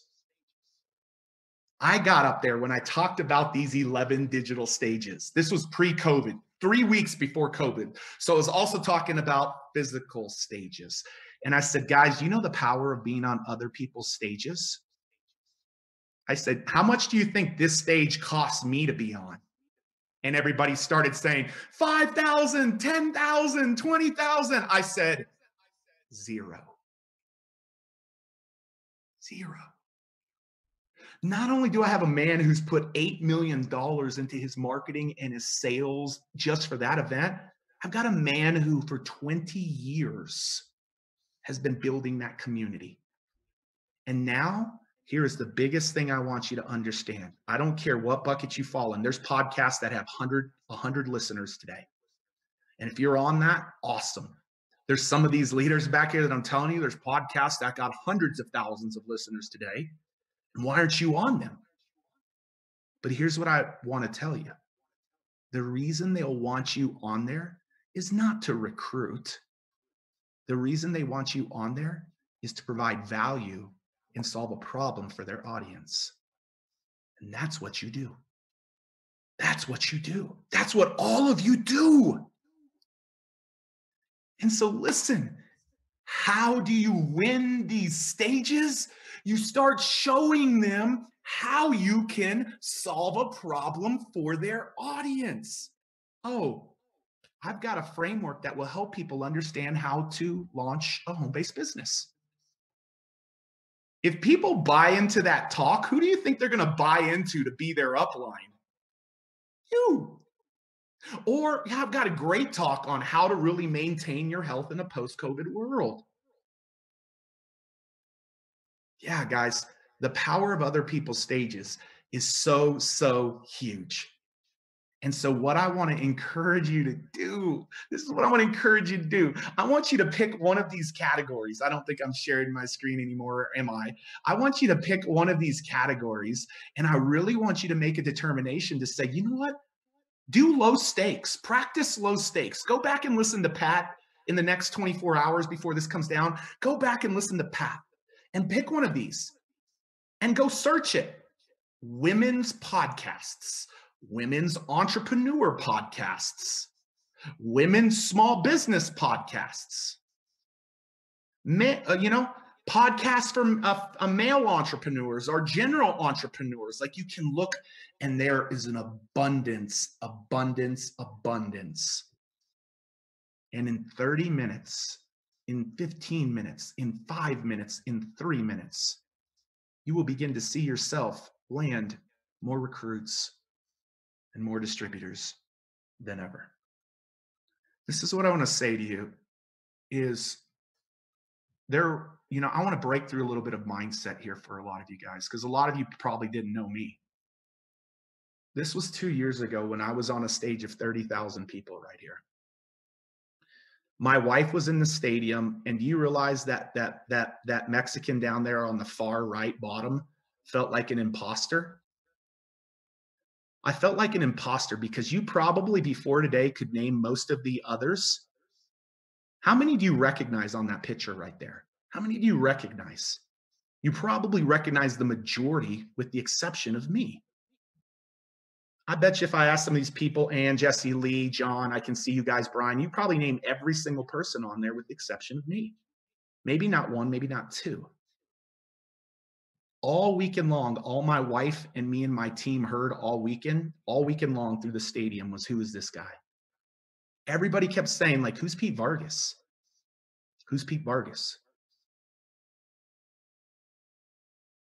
And that weekend, this in lieu of the recruiting challenge coming to an end, that weekend, in 1 hour on Grant Cardone's stage, I recruited 1,000 new customers in 1 hour. In 1 hour. But I got to tell you, and I'm going to end this the same way I started the other day, but a lot of you feel like that right now. That's exactly what you feel like. That was me making a $1,500 investment into a speak off at Brendan Burchard's event less than 5 years ago. I invested in VIP. And I was scared to death. I was scared out of my mind. I was over 320 pounds right there. Shaking, nervous, sweating, imposter syndrome. And a lot of you feel like that today. You feel this fear, you feel stuck, you feel like, how do I go to the next level? I know exactly where you feel. And I don't just know it 5 years ago. I knew it the day that I was walking on my college campus when my car had just gotten repossessed and I didn't have money to pay for school. And I started asking myself the question, how am I going to get by? And network marketing did something special for me in college. Did something really special. And also being on Grant stage changed this guy significantly. You know, one of the biggest differences between the guy on the left and the guy on the right is the guy on the left simply invested in himself. He invested in himself when he was scared to death. And I'm so glad that you guys are here on the fourth quarter with us today, because I want to give you a new strategy. Like every tens of thousands, there is a new level that you are intended to go in 2021 to impact a significant amount of people's lives. And not only do I want you to have a new strategy to recruit more people, I want you to have the mindset that it doesn't matter if folks don't know who you are right now. Do not let that stop you from recruiting people. And so, Eric, that is, man, that's what I want to share with them today. And man, I gotta maintain with the party here. I want to make it pretty dang irresistible, Eric. But that speak off at Brendan Burchard's event changed my life. It's the reason why I pitched you and Marina on doing the first annual GoPro speak off. And so, Eric, I have a course that literally is how to win 31 digital stages in 31 days. It's how I did it the month after COVID. I literally, the month after COVID, after losing a lot of money, and Eric, you know the story, I told my team we're going to go get on 31 digital stages because my physical stage business was shot. And I got on 31 stages, and it generated a significant amount of new recruits for us. And so that is a course, and I'm going to state this loud and clear because Grant didn't. I want people in VIP because I want me and Pat to get to work with them in their stories in the workshop and in the speak off and all of that. And so this is one of those courses. Is it VIP or platinum only? Which one? This is for VIP and platinum. That course will be VIP and platinum, because the slide I have says only platinum. So no, all right, cool. VIP as well. So that's what I want to do for VIP as well. And Eric, so, can you take me off for a second and put Pete back on so you can show the slides. Pete, just walk through this. This is the course that you're giving for VIPs and platinums, right? Yeah, it's VIPs and platinums, and the one that we're given actually has to do with winning digital stages because that's what's relevant to COVID. It's our brand new course that we shot in May after doing it, and yeah, man, we're actually going to help them understand how to go find and win digital stages to grow their network marketing businesses. Love it, love it, love it. Thank you so much. Everybody, if you want to upgrade, go to virtualgopro.com or get your ticket. If you haven't got your ticket, go to virtualgopro.com. That's where you go. We're going to take one more break. And when we come back, we have Pitbull, we have Rachel Pekarik, and we have Sylvester Stallone to kind of close out the day. But I also want to tell you about tomorrow and about Thursday before I go to the break. Tomorrow, we're going to come back and have a bonus day. One bonus day, 90 minutes. The top network marketing recruiting trainers are going to come back with me, 11 a.m. Pacific time, and give you their final thoughts on this challenge. And then on Thursday, bonus day number 2, I'm going to go through the 7-day recruiting challenge cliff notes, just kind of summarize everything because I know it's been a lot. Summarize everything over the course of about 90 minutes. We're going to do that on Thursday. All of the speaker bonuses are available until the end of the day on Monday, and then they go away forever. They're gone. So people who take action today, obviously, during the break here, anybody who's purchased, we're going to be doing some more drawings for more prizes. Anybody who purchases today or prior gets all the recording of today. And yeah, I think that's it. So 5 minutes. We'll be right back. Amazing superstars coming up in just a few minutes. Talk to you then.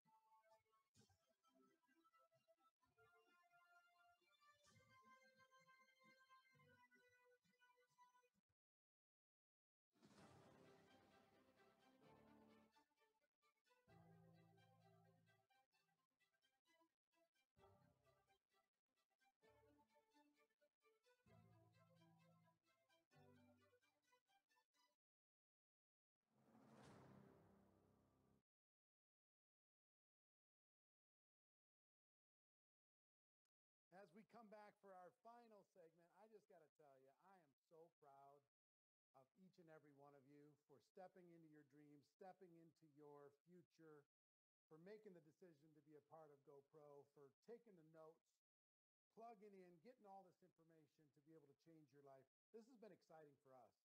I know all the trainers have enjoyed being a part of it. Celebrities also enjoyed being a part of it. So I just, you know, if nobody's told you lately that they're proud of you, I just want you to know that I'm one of those people that's proud of you for being here and taking a step to change your life. So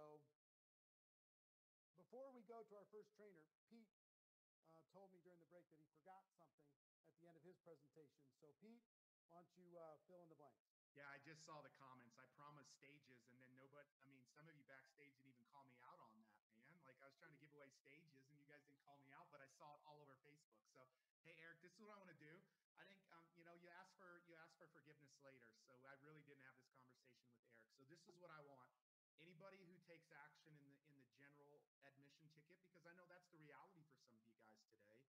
I'm gonna make sure that Eric and them upgrade 5 of you to VIP. We're gonna randomly pick 5 people at the end of the day from general admission to be in the VIP, which then puts you in the speak off. And let me tell you, the speak off, for you to share your story or learn how to share your story, yeah, it'll be really cool in the GoPro speak off. And it might be cool for those of you 10 that advance to the finals of that. But the real power in that is when you go take it out into recruiting and prospecting. That's when it's game changer. So 5 of you are going to upgrade. And then Eric, this is going to be a great one for somebody. Everybody that gets VIP, we're going to upgrade one of you. I'm going to ask Eric and Marie to upgrade 1 to the platinum level. Platinum also gets to speak off, except the other thing they get is they might be in the finals on the physical GoPro stage. And today there was a bonus announced that they'll have a mastermind with several of the speakers at the physical location of GoPro in Las Vegas. And then to top it off, Eric, I'm going to challenge you and Marina today for the top 3 winners of the speak off this year. But all 3 of the top winners of the speak off this year, Eric, I'm going to make sure that all 3 of them get put on a physical digital stage that I will personally put number 1, number 2, and number 3 on an entrepreneurial type of stage for your top 3 winners this year, Eric. I'm going to do that. So the only way you qualify for that speak off is to be VIP or to be, I keep saying it wrong, Eric, but platinum. That's the way you do that. But we do that, Eric. You know, that's what we do. We brought speakers to you. So I'm going to take the top 3 that you and Marina vote as number 1, 2, and 3 and put them on stages. So that's another bonus that all of them will actually win a powerful stage as well. All right. Thank you, Pete. Everybody knows all the information on that. I mean, we're like going bananas with all this free stuff and opportunity, but that's what we're here to do. Listen, we've got 3 presentations left. One of the top recruiters in the world is going to train next. Then we have Mr. Worldwide, Pitbull, and then we're going to close with Sylvester Stallone. Tell your friends, let everybody know. If they were back, if they're here before, come on back. We're heading into the final stretch. Our next presenter has over 1,000 personal recruits in her business, over 300,000 distributors on her team. She's going to talk about Instagram, how to recruit using Instagram. So ladies and gentlemen, please welcome Rachel Pekarik. Rachel, take it away. Thank you so much, Eric. I'm so excited to finally be here today to wrap up this challenge. For some of you guys have gotten huge mindset shifts. You've grown a lot in your ability to tell your story and to think about, okay, this is what I need to do to go to the next level, to become one of the best recruiters in the industry. I want to give you guys tactics that are working for me right now. This is how, and I'm going to share with you over the next 15 minutes or so, how I am recruiting people every single week using Instagram. So let's dive right in because we don't have a lot of time. We're going to go over some of the reasons why Instagram and the basics, and then I'm going to teach you 3 simple steps called reach, relate, and recruit so that you can begin exploding your engagement and how many followers you have that are going to turn into qualified prospects. At the end, I'm going to give you a Instagram daily method of operation so you know exactly what to do if you have 30 minutes to an hour a day to invest into this exploding platform.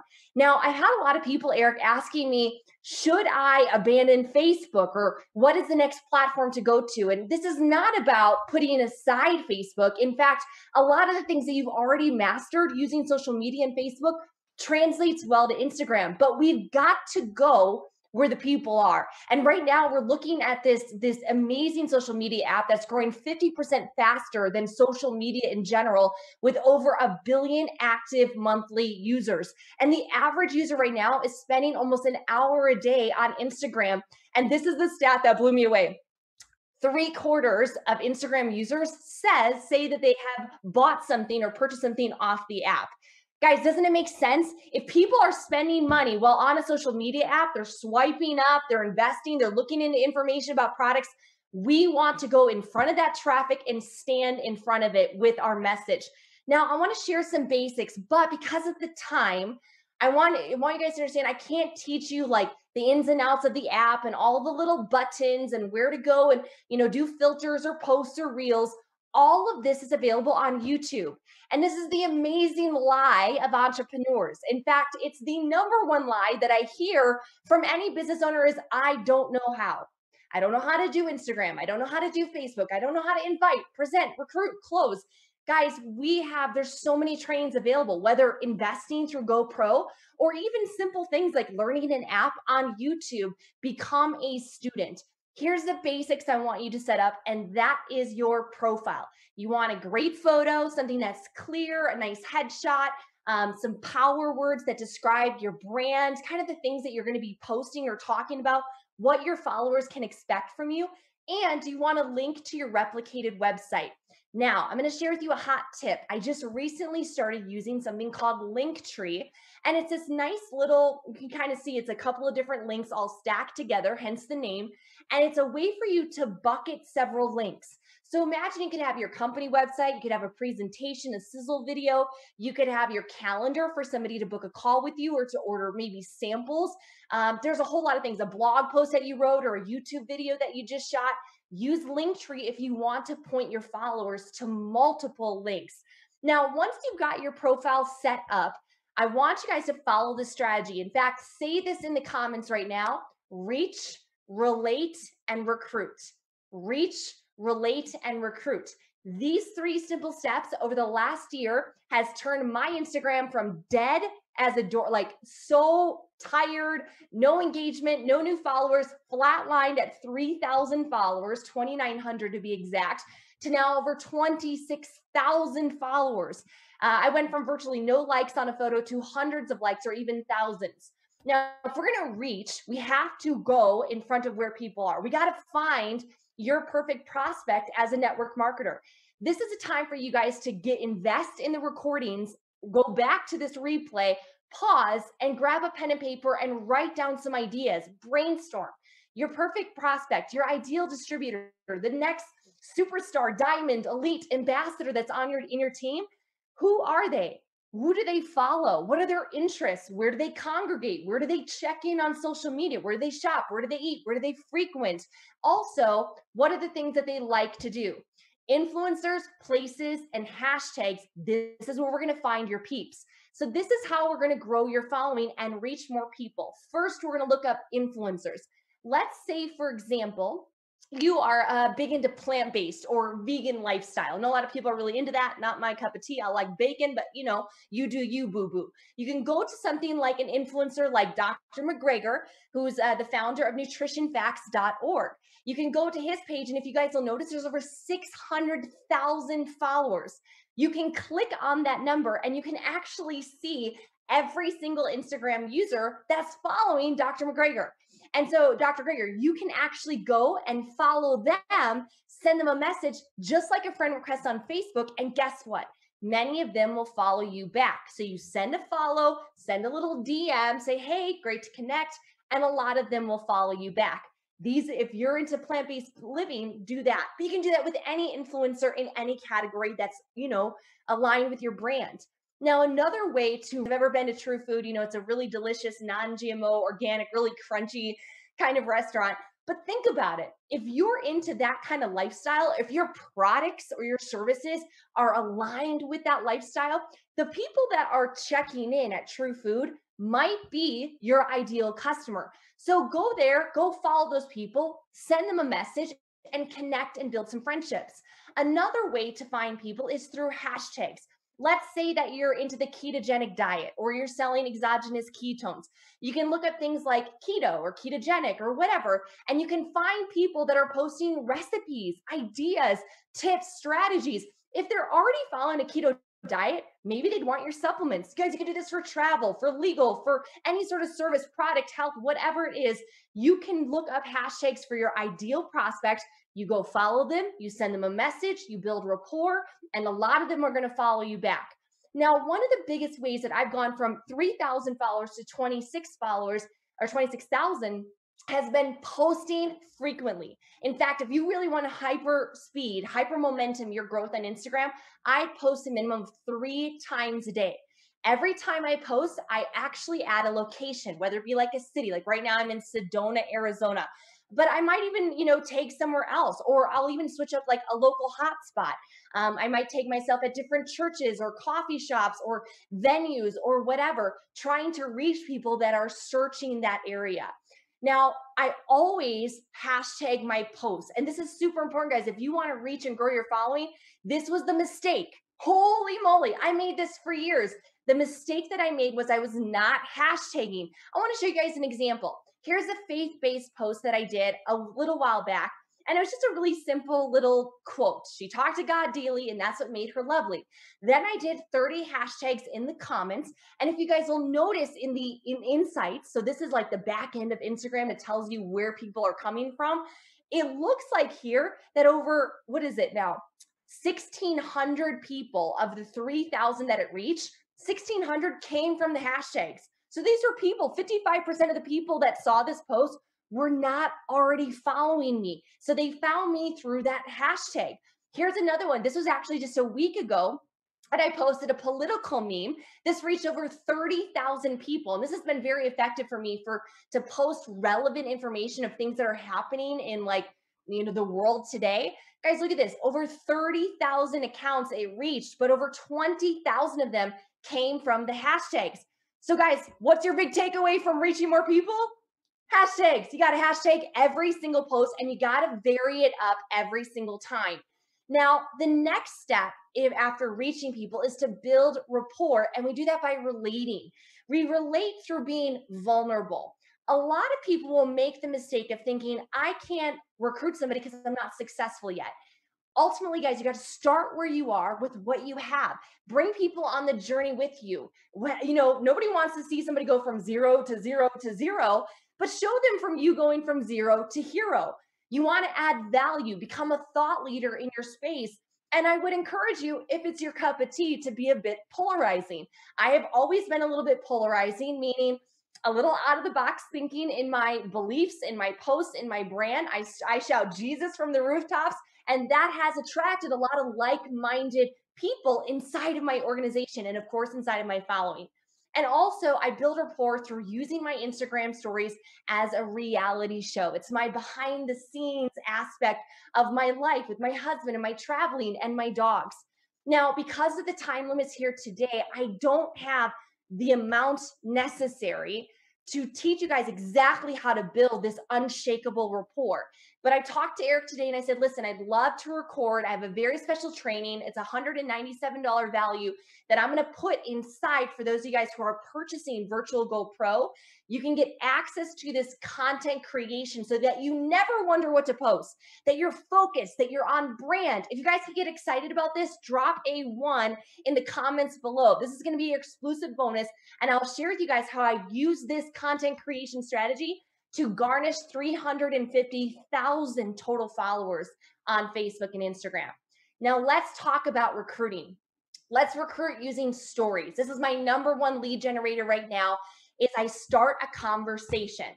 So I might start a conversation amongst one of our product lines, hair care, anti-aging. Think about whatever product that you have right now. Start a conversation or ask a question. Then I'll post a lot of before and afters or social proof or stories, and then end with a call to action. Hey, who wants more information? Drop your cell phone in the comment below and I'll text you details. And what happens? Ding, ding, ding, ding, ding. Guys, you can almost hear it. Cha-ching, cha-ching, cha-ching, cha-ching. It's like money coming just from starting a conversation, using social proof, and then having a call to action. Give me your phone number. Vote yes or yes. I mean, have something at the end that says like they're opting in for you to contact them to get information.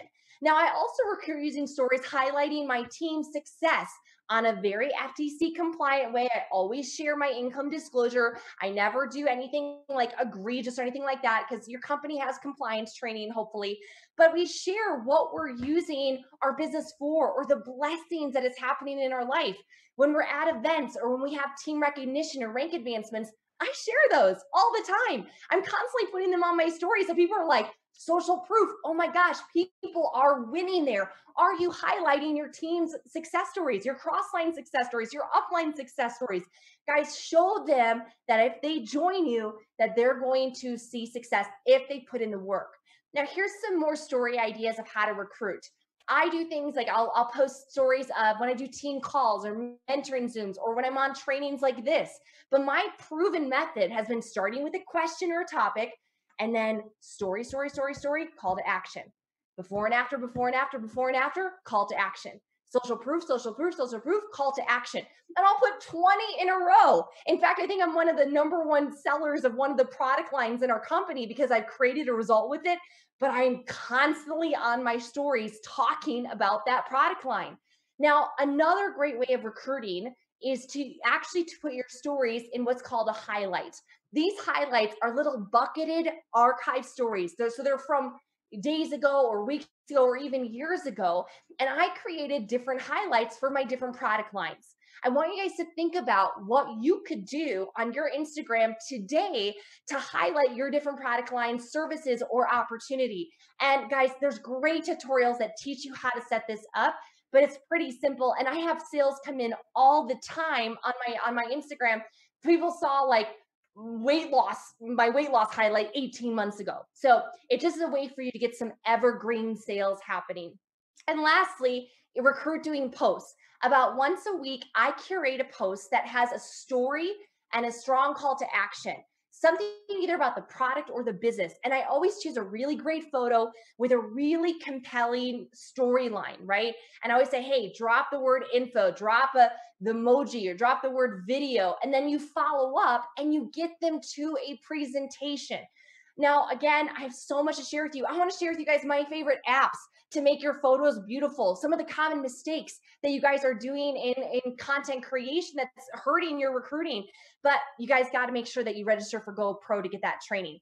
Here's how we're going to close every day. You got 30 minutes, you can become an Instagram influencer. You got 60 minutes, we can supercharge this results if we're focused.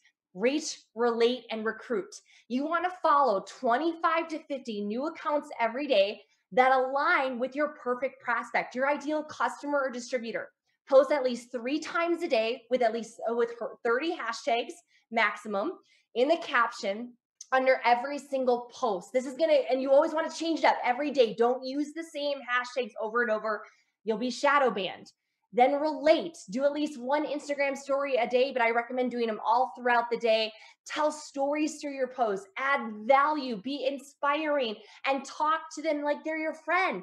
Get to know them. Invite them to engage with your brand. And then lastly is recruiting.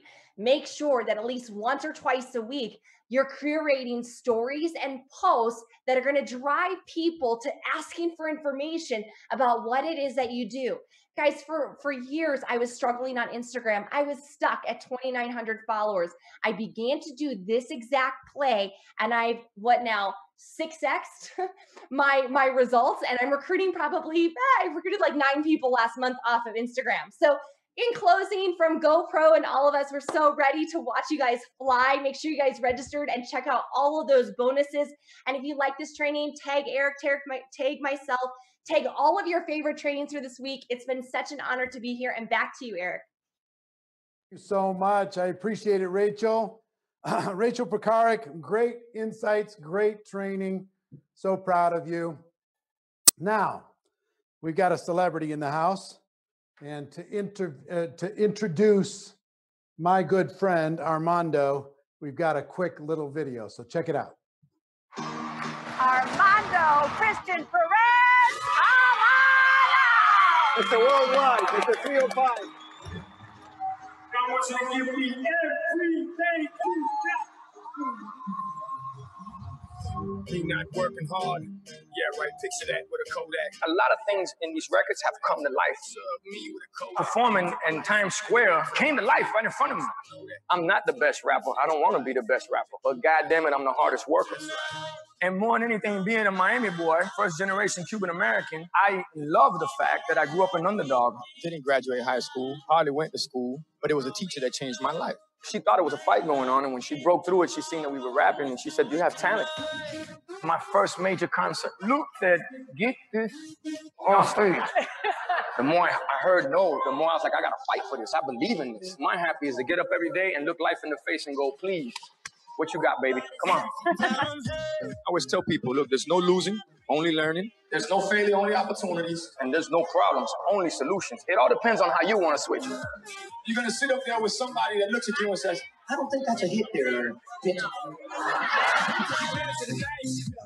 Music talks to everybody, and it's a universal language. We created a new name. It's called Total Market. We all bleed the same blood, breathe the same air, and put our pants on one leg at a time. How I feel about the Latin community, I don't ever leverage it.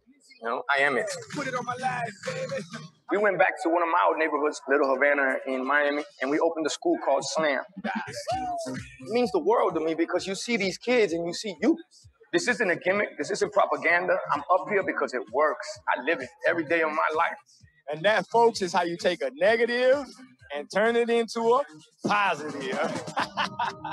It was all a dream. Now I just wake up and live it, thinking that the sky was the limit until I figured out there's footprints on the moon. Now I'm like, get out the way, bitch, move.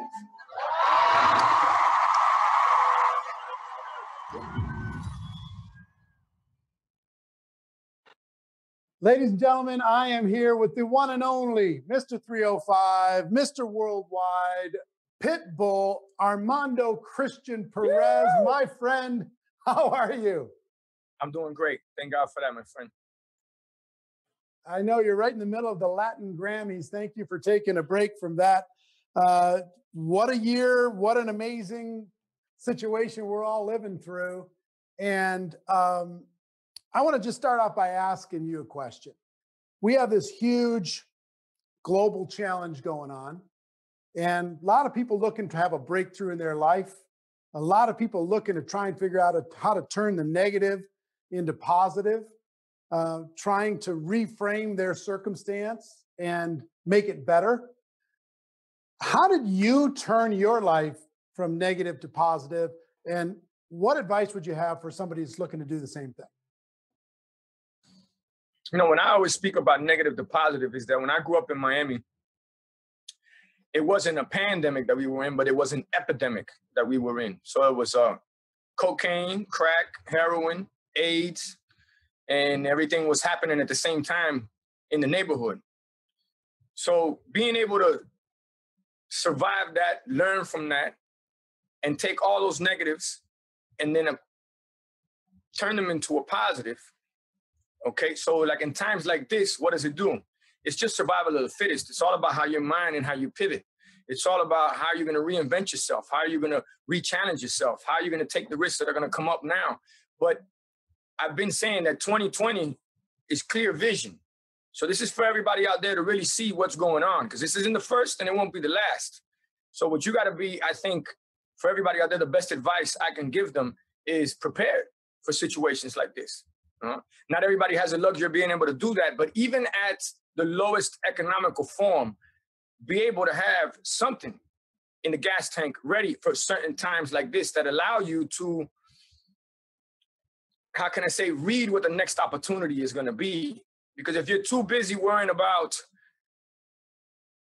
I'm looking for the right words, because I know what it feels like to not know stability, security, or protection, or where the next meal's coming from, or if there's going to be a home to show up to, or lights on, or water on. So I don't want to overstep when it comes to that, because I do relate. But if it wasn't for those times, then we wouldn't be able to pivot the way we are right now in these times, which is, for me, the most important thing was to help those that needed the most off rip. How do we get involved to help the people that needed the most, being small businesses around the country, because those are the ones that have the highest impact when it comes to our economy, especially in the urban community and especially in the Latin community. Right? So that was one of the first things that we said, oh, how are we going to do this? The other thing, too, being involved in schools, we found a way, how are we going to pivot to educate these kids that we took on the responsibility of making sure that we're the ones that are helping them pave the way for their future. And number 3 was giving them what I know how to do best, which is music to inspire them, motivate them, which is the true universal language, which is what unites, doesn't divide. And we're literally living in times right now of divide and conquer. And people fear what they don't understand and hate what they can't conquer. And people hate what they don't understand and fear what they can't conquer. So, well, can I ask you a question? Well, let me just ask you a quick question. Yeah, real quick, Eric. Yeah, at some point, there was some sort of a defining moment that when you changed everything. What was the moment that caused you to change your life? The moment that caused me to change my life was I would say when I was about 5, 6 years old. You know, I got tired of moving around so much. I got tired of the instability, the security, the insecurity, and having no protection. So at that age, it wasn't for me about money. My mother always told me money's a passport, allows you to come and go, but it doesn't make you. It was about, for people that I love in my life, I wanted to create another world for them. And at a young age, all I thought was security, stability, protection. How do I get my hands on that? Now, clearly, money is a part of that, but you make money. Money don't make you. And in these times, you see the guys with the most money in the world that are the ones helping the least, if you ask me. And me, somebody that I sell a product, which is music. Music sells everything but itself. And my music gets stolen all the time. I got 20 billion views on YouTube. If I had $1 for each view, I'd have $20 billion. So I literally do this because I love to do it. And with the record that we put out, we said, hey, here's 100% of the proceeds to help whatever we can possibly help with, you know, in real organizations and charities that we know that are transparent, and the money's going to get to the people that need it the most, right? But I mean, you have these multi-billionaires that are just in these times bragging about how their companies are worth trillions of dollars at this point. And I don't see them showing up like that. So it just goes to show you, it doesn't matter how much money you have to have a good heart, to be humble enough to understand what people that don't have anything are going through in these times. And the reason that I understand is because I've been there before. So the people out there, bottom line, hey, when the going gets tough, the tough get going. This is survival of the fittest. This is when you really figure out who you are and how you're built. And as humans, we are resilient and we're fighters. And this is the time where we should take this situation around the world and unite and come together. That, to me, is the most powerful thing that we could possibly do right now. And they're finding ways to try to divide and conquer. They really are. But let me tell you something. That's why I'm so proud to be a part of music, because music is something that speaks to everybody. And I'll say it again, music unites. It doesn't divide. And that's what we need in this time. Let me ask you one. I also know that you just started a podcast, Turn Your Life from Negative to Positive. Yes. And people can go find that podcast, From Negative to Negative to Positive. And that's, I guess it's branded with Pitbull, or is it your name, Armando Christian Yes, Perez? sir. Or? No, it's Pitbull Negative to Positive. All right, Yeah. Pitbull Negative to Positive. Everybody go there, subscribe to that, download that. I know that's going to be amazing. Also, I mean, it's been great. Go ahead. We have a little lag here. No, I said it's been great, and exactly what I'm telling folks out there. You know, that was something that when God closes the door, He opens a window, and we pivoted. We said, "Oh, look, man, we're having speaking engagements around the world with yourself and with Tony, with other folks, and I love to speak to people to let them know that, hey, there's no secret sauce. There's no magic formula. It's all hard work. The harder I work, the luck I get. But what you got to be able to do is the biggest risk you take is not taking one.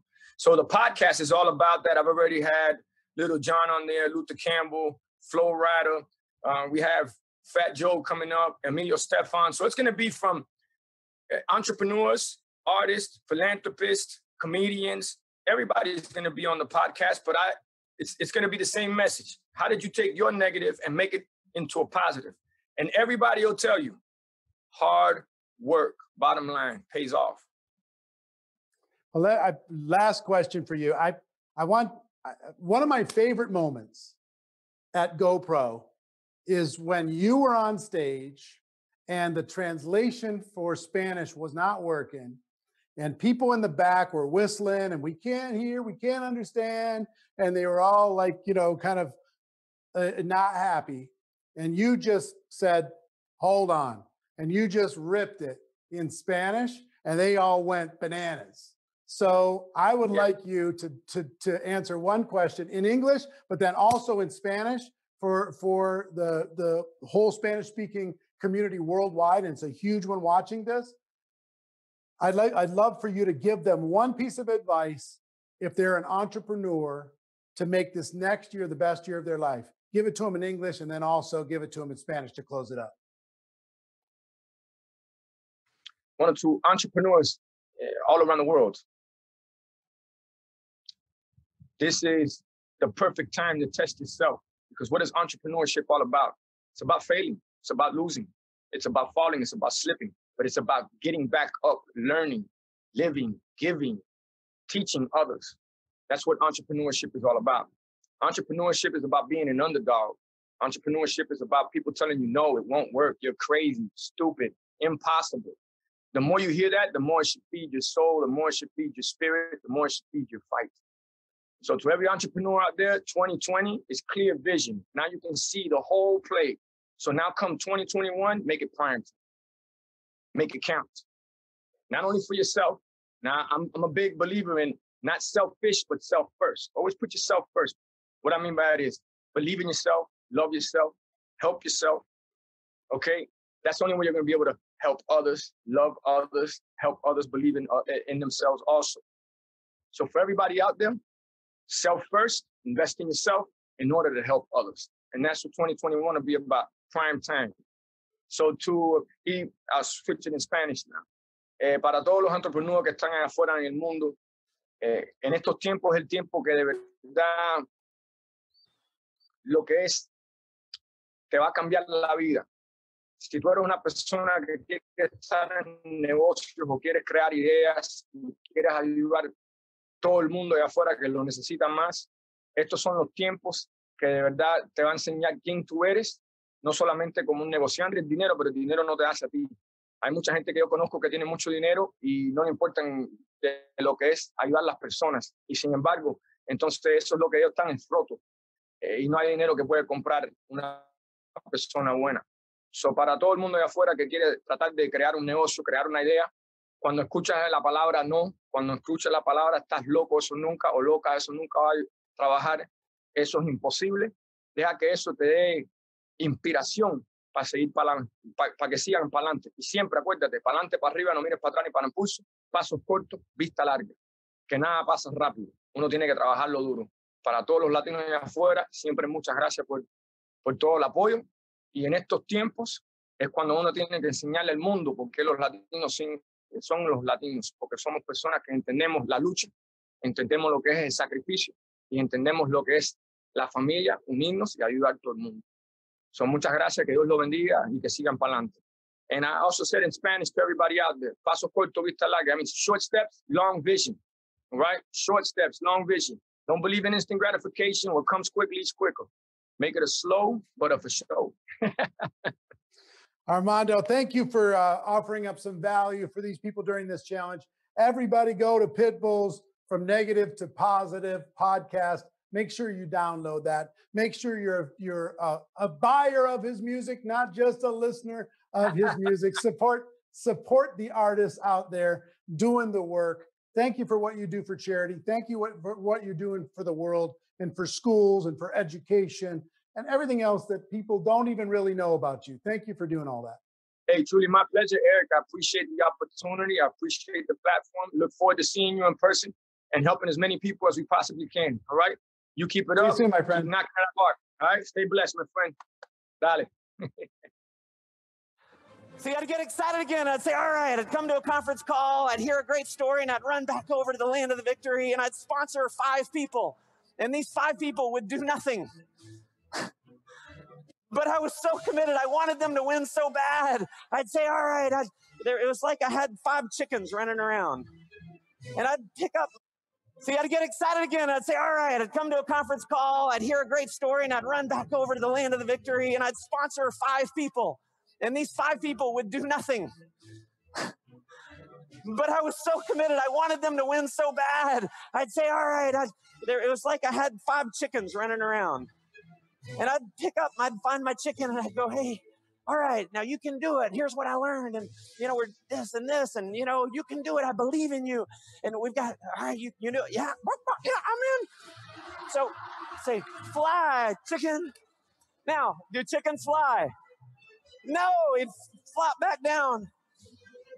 But I'd run back over and I'd say, come here, little chicken. I believe in you. Thank you. All right, well, listen, we've got our top leader coming in on Saturday to do a Super Saturday training. It's going to be awesome. Can you be there? I say, all right, I'll see you there. Now do chickens fly? No, straight back down. But I'd run back over and I'd pick up my chicken. And here's the challenge. I had 5 of them. And so I'm fly, and I'm running around, and I'm just constantly fly. Now, you know what happens?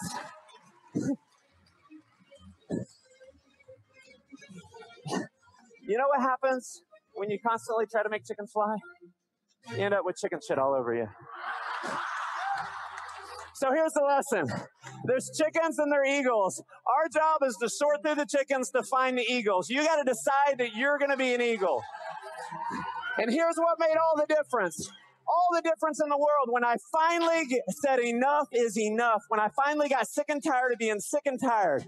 And I said, never again am I going to sacrifice my goals and dreams for a life of mediocrity. Never again am I going to live in the cesspool of mediocrity that I'm living in. I finally said, you know what? For once in my life, I'm going to go all in. And I crossed over the bridge one last time, and I burned the damn bridge.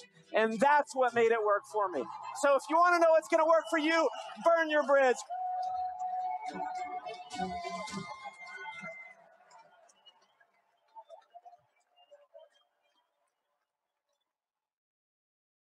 Well, ladies and gentlemen, we are up to the final speaker of our 70. You knew he was going to be last, right?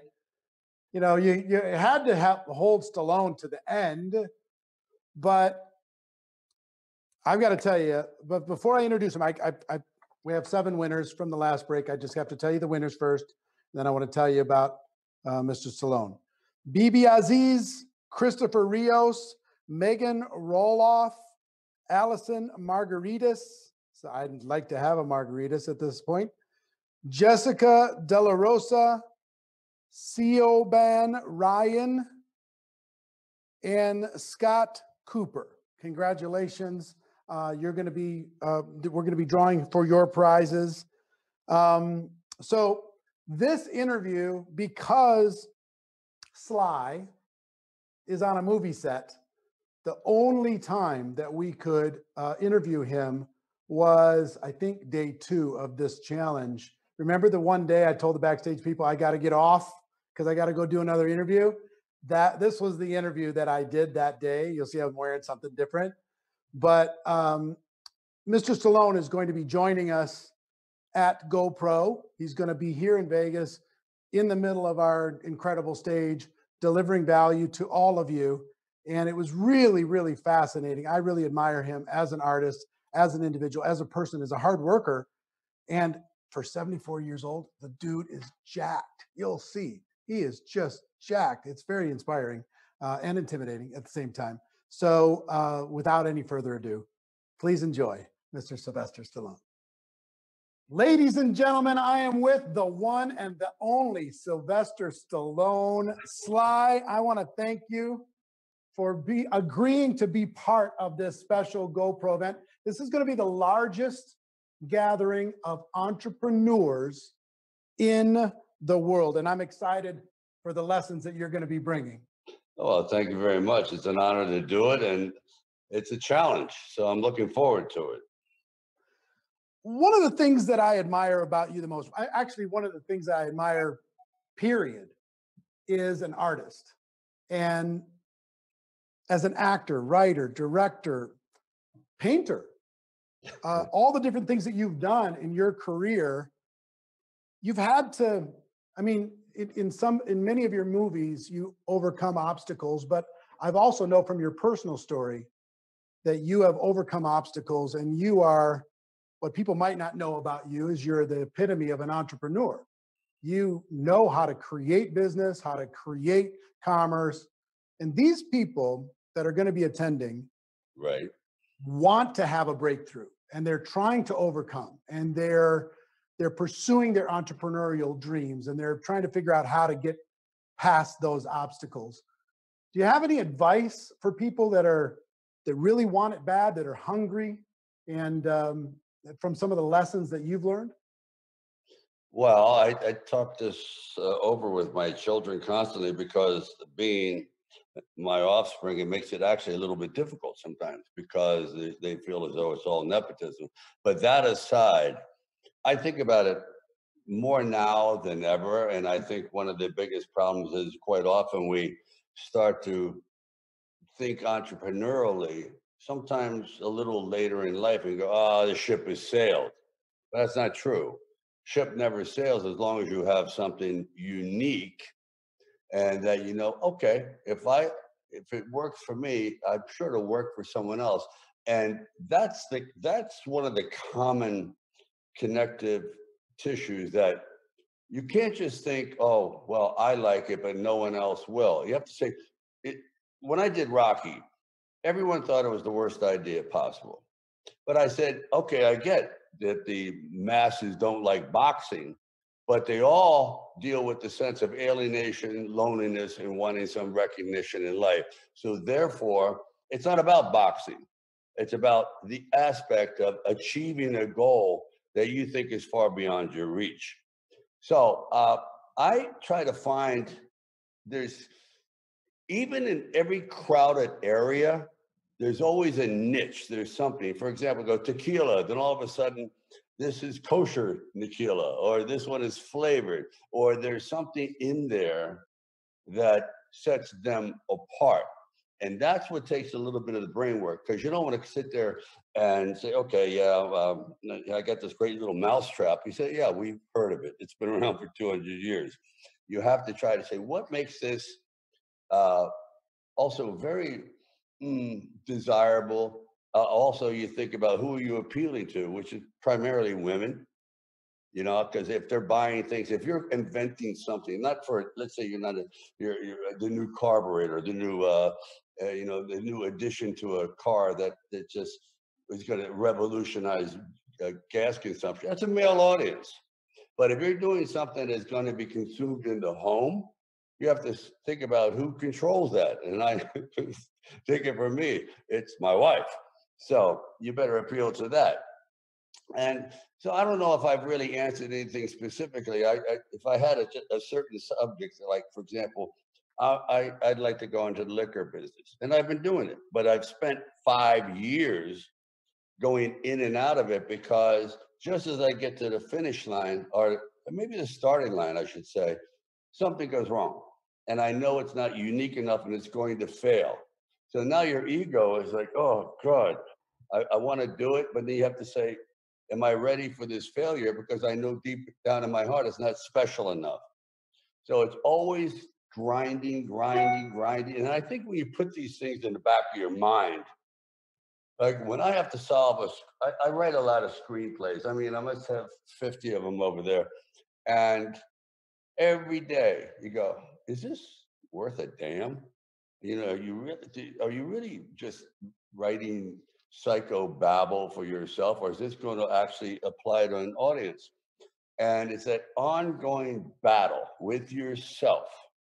You know, nobody can make you feel inferior if you don't let them make you feel inferior. So what I mean, this is a choice that you make up. You have to decide, am I going to let this person dissuade me? No, hell no. But they will try, because, you know, like attracts like. You know, everyone loves to band together as a loser corp because they don't have the guts to go out there with just a sword and a shield and face an army of detractors. I've always said that Hollywood, it actually functions on the motto, HHH. It was told to me by Peter Sellers. Hollywood hates happiness. You know what I mean? It's just, that's what you're going for. Everyone wishes you well. The old adage that a friend in Hollywood is someone who stabs you in the chest. They don't even hide it. You know, that's the cliche goes. So it's all about perseverance. If you really look at the winners and losers, it's the guy who can take the beating, or the woman to take the beating. The people that go on Shark Tank and say, nah, we don't like it. And they're humiliated in front of millions of people, yet they go, we'll be back. We'll be back. And then other ones, you see them just completely collapse and give up totally. So I think perseverance is critical. And like what you talk about, I've seen some of your other interviews, keep punching, you know, just keep going. The persistence is a big deal. It's everything. It's everything. Like sometimes when I would spar and I was actually praying the other person would knock me out. It's just like, you knock me cold because I can't take it anymore. It's like, I'm done. I'm exhausted. I'm this. I want out. And then another part of me says, just stay in there for one more round. You may catch a second wind. And I did actually. and I put a nice little beating on a fellow actor of mine who will remain nameless, but he deserved it. But I was going to give up. I was going to give up. This guy was a former pro fighter. But I said, you know what? I think if I come back in this one round, he's going to lose his heart. And he did. And I feel the same thing about perseverance. I mean, there is no bigger long shot in the world than me. I would have more of an opportunity to try to be an astronaut than an actor. I've had a #1 film in 5 different decades. 5 different. And I think this one I just finished, I set a goal. I said, I'd like to have a #1 film in 6 decades. And it's a film called Samaritan. I'm only telling your audience not to, you know, sit there and be self-grandizing. I continually set the goals. They may be stupid and absurd, but it's what gets you out of bed in the morning. And that. Can I ask a question about those goals? A lot of people I find in the entrepreneurial space, they hit a comfort zone and then they go on cruise control. They go into what I call a success coma. They just kind of keep existing, they keep breathing, but they don't reach for anything higher. You were done working for money a long time ago. You already had all the fame in the world. Yeah. You know, you're already an icon, you know, for literally every person on the planet. What causes you to keep stretching for the next thing? That's an inner fire that I think some people have, some people don't. Because there's a very scary aspect to our life, and it's called freedom. Freedom of choice. That means it's all on you, whether you want to be a winner or a loser. You have the freedom to make that choice. And a lot of people don't want that. A lot of people say, you know what, I'm happy working for the company. I'm happy doing that. And that's cool. But if you're to actually go out there and make that righteous decision that I'm going to buck the trend, that's a very scary thing, because you're definitely all alone. It's like Valley Forge, man. Are you going to win this one? I don't know. But we're not giving up. Even though our feet are falling off, we're still going for it. And that's why we're America today. Because we had a lot of, I think, military entrepreneurs, guys that were not going to give up the fight. Even though they were making no money and losing limbs, they still kept going. And complacency is almost like being a drug addict. You're into a routine where you're not excited about anything. You're just kind of in a haze, and you take that numbing pill. Yeah, don't make any waves. But guess what, man? Tsunamis are coming. Change is coming. If every one of us, everyone listening to this, could say right now, God, if I could go back to 1983, I'd be a billionaire. I let so many things go through when I knew it was the right choice to buy that building. I could have bought that block. Geez, that house was 120 grand. Now it's 12 million. I see it every day. I'm guilty of it. I sit there and go, God, you could be worth billions of dollars, but you didn't have support. You didn't have that person quite up and going, go for it. Actually, you have people saying, you know what that's going to cost, man? Look at this shit neighborhood. There's never going to be any. Don't you think people, the real rich people, if it was any good, would have bought it themselves? I remember Carl Icahn saying to me, he's worth, what, $20 billion? He goes, remember one thing, I might as well throw a dart. You might as well throw a dart, Sly, at the Wall Street Journal to pick a stock. Because everything good we got first. You get the crap. The big fish, us, we know everything. And I say, you know what? You're right. That's their business. So why would you get into that business with them? Because they're going to kill you. So you got to find your niche. Say, this is what makes me happy. Like I feel good about real estate, or I feel good about automotive parts, or maybe I want to build an art gallery and things like that. And say, this is something I would do for free. You know, I've always said that. I know it's kind of stupid, but it's fun. If you're doing something out there just grinding 18 hours a day, you're going nowhere, and I want to build a boxing gym. I go, why? There's no money in it. You know, what you want to do is build equipment, maybe, not a gym. Be the machine, not a wheel in the machine, not a cog in the machine. Be the machine. But that takes major commitment. That's why I think all good businessmen are a little crazy. At least they're called crazy, but they're not. They're obsessed. They're obsessed. And those are the ones that are never complacent. I have been complacent. And I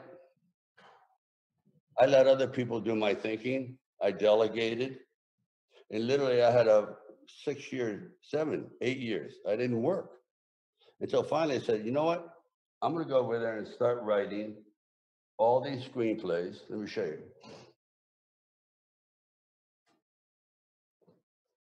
Screenplay after screenplay after screenplay. This comes from my brain because no one else was going to present it. See what I mean?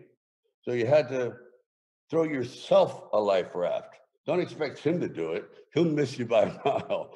Throw yourself a life raft. Do it yourself if you can. But don't be complacent, man, because it'll go away. There's someone just coming right behind you and wants to knock you down and take your idea and roll right over you because he has ambition and you're complacent. Yeah, I got the yacht. I got the Ferrari. Not for long, pal. Every year, Ferrari coming out. There's a new book coming. You got to keep. Yeah, exactly. You got to keep moving to stay relevant, right? Oh my God, all the time. Especially like in my industry, I should have been done 20 years ago. I mean, I'm doing action films at 74 years old, which is crazy. I mean, really, even I think it's crazy. And the bones hurt and the back hurts. And I've had 4 operations in my back. I've had 3 neck fusions.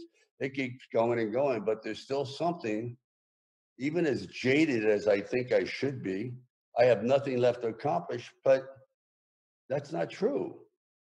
By your nature, every day you can accomplish something if it's fun. You know what I mean? If it's something you really enjoy doing, not strenuous, not where it's destroying your family, not where you're like walking around in a state of stress, but just like, yeah, man, this is a game. It's like a football game. So fourth quarter or first quarter or any part of the game's not over until we leave the planet. We're here to do something. We're here to make a difference. We're here to have some fun. We're here to see what we can kind of make of ourselves. Two things make me happy. One, when I'm growing, and two, when I'm contributing. I know the same's true for you. We're super excited to have you at this GoPro event, and we're going to have an extended conversation. Entrepreneurs are coming from around the world. These different independent network marketing professionals from around the world are going to be tuning in to learn from you how to be more successful and how your life lessons can be applied to help them have a breakthrough. So I just want to thank you for your willingness to be a part of it. This is a treat for me. And treat for me too. I enjoy this actually because I don't get to do this much. You know, it's like I'm just talking to myself usually, so it's a pleasure. Thank you. Well, Sly, that sounds weird to say, but Mr. Stallone, Sylvester Stallone, one of the most iconic entrepreneurs in the world, a true artist, going to be joining us at GoPro December 11th through the 13th. I cannot wait for that experience. Yeah. And I hope everybody watching this joins us. Thank you. Keep punching. See you soon. I wouldn't want him to punch me ever. I think he would absolutely knock my head right off of my shoulders. You know, one the question I wanted to ask him, but I was too nervous to do it. He had that little bobblehead behind him on the table. If you go back and look at it, there's a little bobblehead on the table. I'm like, what is that bobblehead? That's what I wanted to ask him. So I cannot wait until GoPro when I get an hour with them to ask all the questions. And guess where I'm going to get the questions? From all of you. You're going to be the one giving me the questions to ask him. I'm going to ask him during GoPro. I cannot wait. Just amazing, amazing individual, amazing man, very generous with his time. Kind of surreal, you know, for a kid that barely got out of high school to be able to have a conversation with somebody like that, or to call Pitbull a friend, or, you know, Tony and all these other people. It's just wild. Anyway, very, very cool. Listen, I have a couple quick assignments and then we are done for today. I'm going to go backstage if you guys have any energy. It's been a spectacular 7 days. First thing I want you to do is if you've achieved any recruiting or customer results, I want you to post those results in the comments. If you've recruited, put the number of customers or distributors you've recruited since we started, put it into the comments right now. Okay? That's right now, number one. Number two, I want you to know that the page, the GoPro Recruiting Challenge page, is not over now because we're done with the formal part of this training. We're going to continue with friendship and mentorship and information and updates and announcements as we move forward into the future. So congratulations for being part of that. I want to thank all of the trainers, so many of the people that made this amazing for these last 7 days. Thank you all for your generosity, for your giving hearts, for your wisdom, for your knowledge, for your experience. Thank you for being a part of it. This replay of today is going to be available for the next 24 hours only, and then it's going to go away. So I would highly recommend that you share this or tag this with your friends. Let them see all these different incredible trainers over the last, what has it been? 5 hours and 46 minutes. Okay. Lot of value in this. Get your ticket to GoPro. If you haven't done so already, I don't know what I got to tell you, because we've got, I don't know, $8 trillion worth of bonuses that you get if you buy a ticket, whether it's VIP or not. Go to virtualgopro.com, get a ticket. Get a ticket. Change your life. It's going to be unbelievable. Going to be amazing. And tomorrow, I'm going to come back with all of the trainers for a bonus day at 11 a.m. Pacific. We're going to go for about 90 minutes with all the trainers, the recruiting trainers, to give you kind of their final thoughts. And then on Thursday, I'm going to come back and give you a 90-minute Cliff Notes summary of the entire challenge.